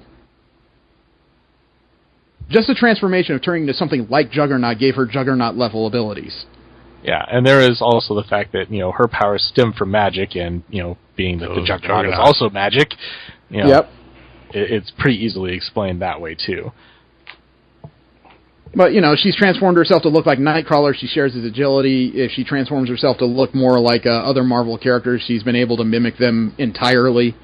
She's only limited by what other people think about her. She's a little too empathic. That is actually the issue, because when she was having a fight with Captain Britain, then she ended up morphing herself to look homely, I guess would be the best way to describe it. She gained like 200 pounds, and her she features felt were... she felt ugly because he wasn't paying attention to her, more or less. So, she just felt unwanted, so she turned into something unwanted. Right. And so her powers are also somewhat like Captain Britain now, where, depending on how she's feeling, she is impacted as well. Mm-hmm. Although the direction of the comics was pretty expert, because it was hard to tell during the first time it looked like he grabbed her whether or not they were in reality. Oh, I just assumed that they weren't. Yeah. They told a really good story, though. Way too easy. The scene of them flying suborbital, kissing, and then not turning into, but at least, burning on re-entry like a comet. Uh-huh. That was an impressive set of panels. Yep. Yeah. What Pete Wisdom's desire was in the Dream Corridor, him talking to... that was so amusing. I know. A woman I didn't know, and then Kitty Pryde on the other side of the table with Lockheed's head mounted on the wall. Yeah, it's like... I believe you completely. I was like, yeah, he had no trust issues. Yeah. Oh, yeah. Yeah, although it did amuse me that he called Kitty Pryde rather than Kitty. He was always like that, though. Yeah. Remember, he met Excalibur not because he was a member of the team, but because he was the British liaison. He was the government guy that was assigned to them. So he always knew them initially by last names. But no, he had a relationship with her. So that's what he eventually had a relationship with her, but because he initially knew her as Pride, he knew the members as Pride, Braddock, Summers, and he just continued calling them that. That's his comfort zone. Mm-hmm. But as often as he fought with that dragon, he and Lockheed actually got along fairly well towards the end. Probably because both of them throw massive amounts of fire. I still have a hard time reconciling Lockheed as a hyper-intelligent alien. But which issue is this? The 7th issue, towards the end, when Braddock and Megan are just chilling out in the pub, and Jamie his big brother Jamie comes crashing through the window with that flaming sword. Yeah. That was a huge holy crap moment for me. I'm so glad I didn't remember much of this series on the reread, because that image of him coming through the reality warper, that's scary as hell. Yeah. I was just like, okay, I know this is a dream and all, but at the same time, holy crap, man. I know, Jamie Braddock is probably one of the most powerful things Marvel has ever created. Would you agree with that? Yeah. He's got none of the weaknesses of Proteus. He's not a child like Franklin, but yeah. Well, he's also not quite as... He can change reality, but it's not on the same scale as Proteus. His is more of an individual touch. If I had to describe it, I would say Jamie's ability is much more surgical. When he starts yanking on the threads of reality, he does it either to create massive amounts of pain or change specific items. He doesn't do it in wide sweeping auras like Proteus did. But when he does it, it's effective and fast. Yeah. And then that last image of him slamming that flaming sword down on Brian and incinerating him, my first thought was, frack, again? That's twice now in freaking 7 issues. Guy dies more often than Goku. Thank goodness that was all dreamscape and some weird projection of his subconscious. With the moment where he rips Jamie's face off. I've been trying to get your attention. I was like, well, I got my attention. I know. I saw that and I'm just like, man, Freud would have a field day. Blade attacking Plaka directly with that word sword. Yeah, that was... Yeah, that was neat. Because when I was looking at the sword, I was like, he said he had a what was it, adamantium? Yeah, he had an adamantium lace blade. Yeah, and I was just like, why did they make it look like that? And then they were, it's made out of pages of a book. I was like, paper sword. Got it. That's one of those few times where I'm reading comic books, I'm thinking, thank God for expositionary bubbles, man. Yeah. Because if you hadn't said anything, I wouldn't have known crap about what that was. I also didn't know that Alistair Stewart had some adventures with Morgan Le Fay. Yeah, that was like, well, you lived, so, there's that. Yeah, you lived. Your body's a little more mutable than it should be. Makes me wonder what that dinner party was like. Obviously, they didn't really see eye to eye. Yeah, I'm going to guess that there was no goodnight kiss. And the realization that Dane Whitman's been freaking out over this cursed blade that is not the ebony blade. I was like, wait, what? And then the reveal at the end of all that the reason why it wants blood is apparently it's linked to the return of the vampires? Like, it's not linked to it. It's a fake that the vampires somehow replaced the ebony blade with. It seems to me that sword functions as a couple different items. It's probably like a mystical version of GPS as well as a listening device. I think they're keeping tabs on him. But why him specifically? That was what I was kind of questioning. Probably because it would have been more conspicuous if they tried to replace Captain Britain's tights. Yeah, but he wasn't part of any team or anything at that point, and this, ebony blade had been replaced for a while, so... Well, there is one good reason I could think of to do it, because replacing the ebony blade with this vampiric blade, obviously both the ebony blade and this thing wanted approximately the same thing. So if it's just consistent with at least the level of bloodlust it wants, he'd never know the difference. Yeah, if the vampires tried to replace... knew that it was already in Wakanda. Yeah, if the vamps tried to replace other items like that, and if their enchantments also require blood, what else could they replace? Because if Pete Wisdom put on a different pair of sunglasses and started screaming and licking people's necks, I think people would get curious. Just a little. It's the best explanation I got. Yeah. I do remember that the third arc basically had to do with a large vampire invasion. This series ended at 15 issues. Oh, that's unfortunate. So the next 6 issues were the entirety of the run of this book, and during that time, they added a bunch of the British superheroes. They even added, like, Motormouth and Kill Power. And the Tech Knights, man. I don't know if you remember any of those imprints. Nope. Not long after Excalibur started, there was a brief run where they tried a bunch of different British comics to create a wing, and most of the series lasted about 6 issues in the 80s. Yeah, probably not as popular as Alpha Flight. I was going to say about as popular as this, frankly. It lasted 15 issues. And without getting through the ending, obviously the heroes won at the end, and there's still more mysteries to be had. But this was really strong for me. Yeah, I mean, I've always been a fan of the Arthurian legends and whatnot, so this is kind of in my wheelhouse, so... That's one of the reasons why I like the original Excalibur so much. Well, I enjoy superhero comics, that's not a secret. And I am a Marvel fan, but this series had a slightly different flavor because superheroing wasn't really what they were after. This wasn't just a bunch of villains that they're going to have to repeatedly punch in the face, probably like every other week. They were actually striving to save people. It was almost like... This group was an extension of the government who was trying to do nothing more than stop disasters that you can't exactly call fire and police on. So I enjoyed the difference of it. I also enjoyed like the amalgamation of flavors we discussed. They're also an intelligence team.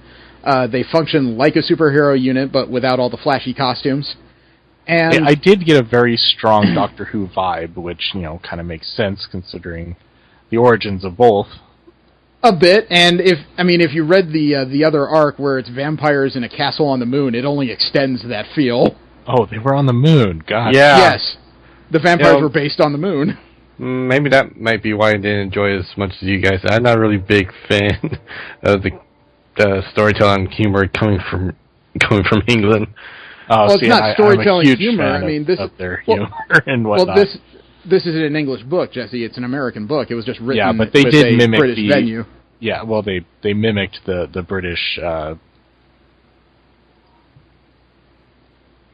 feel, I guess. I was waiting to see what word you were going to come up with there. Yeah, I was trying to come up with a better one, but that's...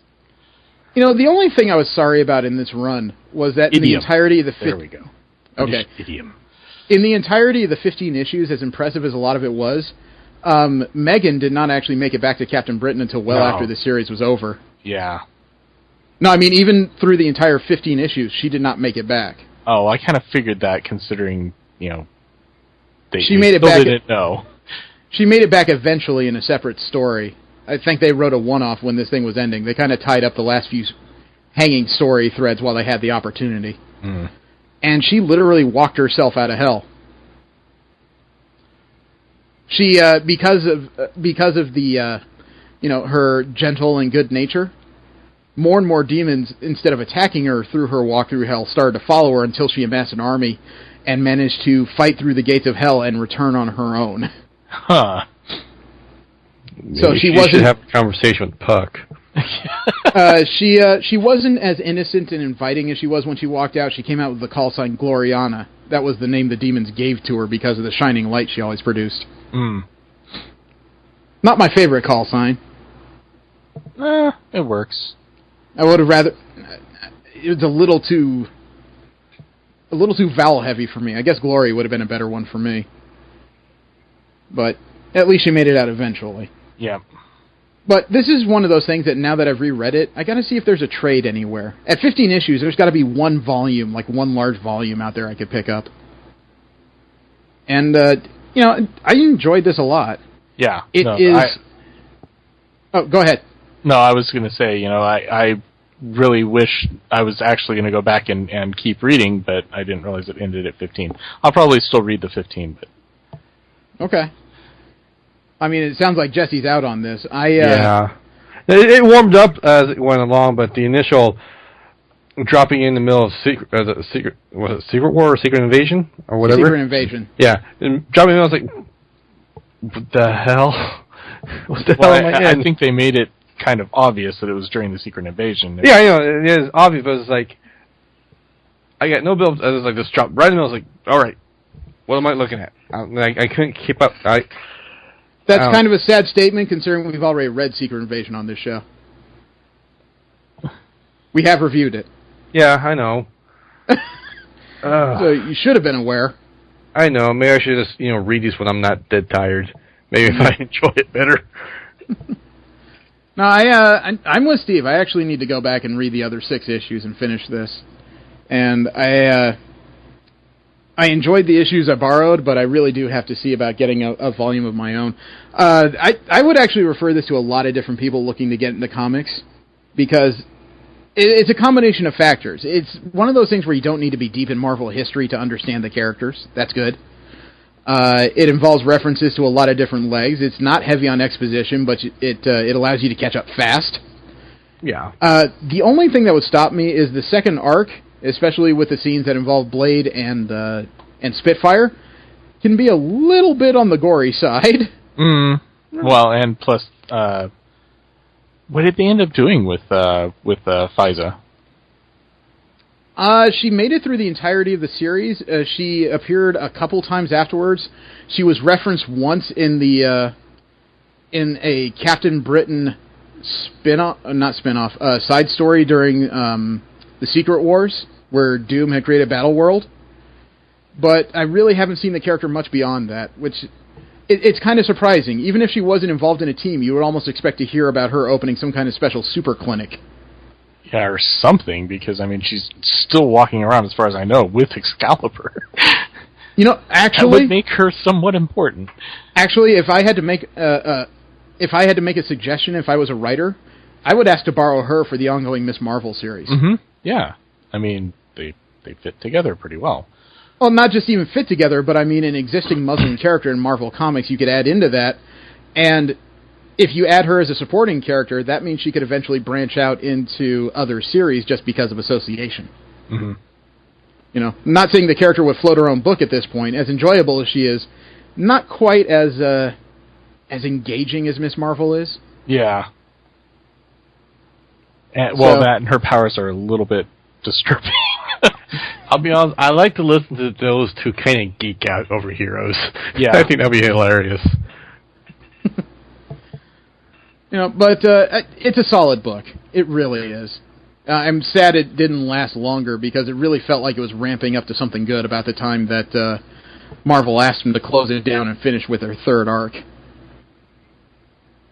That was the other thing about Captain Britain and MI-13. Because of the name, the whole thing rolled around a certain core group of heroes, but it also allowed them to kind of randomly dig into Marvel's British character list as the situation needed. So there was a lot of characters who appeared throughout it.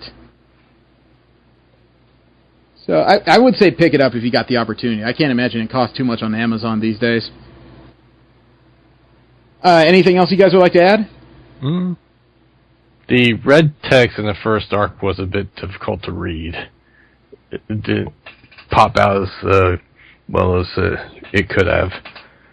I thought it was pretty clear. I had issues with it in some places. I'm guessing you just need sleep. You're the one who said it. Yeah. Because I didn't really have an issue reading it either. Let's see. The subject for next week is the first volume of All New Wolverine, issues 1 through 5. That's where Laura Kinney took over. Okay. But we haven't really delved into that at all. I know none of us are technically Logan fans because of how the character became kind of a catch-all when it came to combat in the Marvel Universe. Yeah, and I really have to say I was a huge fanboy at first, and then kind of lost interest. Yeah. And she's, it's very likely she's going to appear in a Fox movie relatively soon. So it's probably time to learn a bit, don't you think? See how she might be different from Papa Logan? Yeah, I think I think there's going to be some massive differences, starting with the mounds on the chest, but that's a personal thing. So, next week, it's All New Wolverine 1 through 5. Thank you very much for tuning in. Have a great one. I am Jeremy. Steve. And Jesse. Don't jerk and drive. Take care, everybody. Now, all of a sudden, I have a huge urge for Earl Grey tea. What's that about? I don't know. I don't like tea.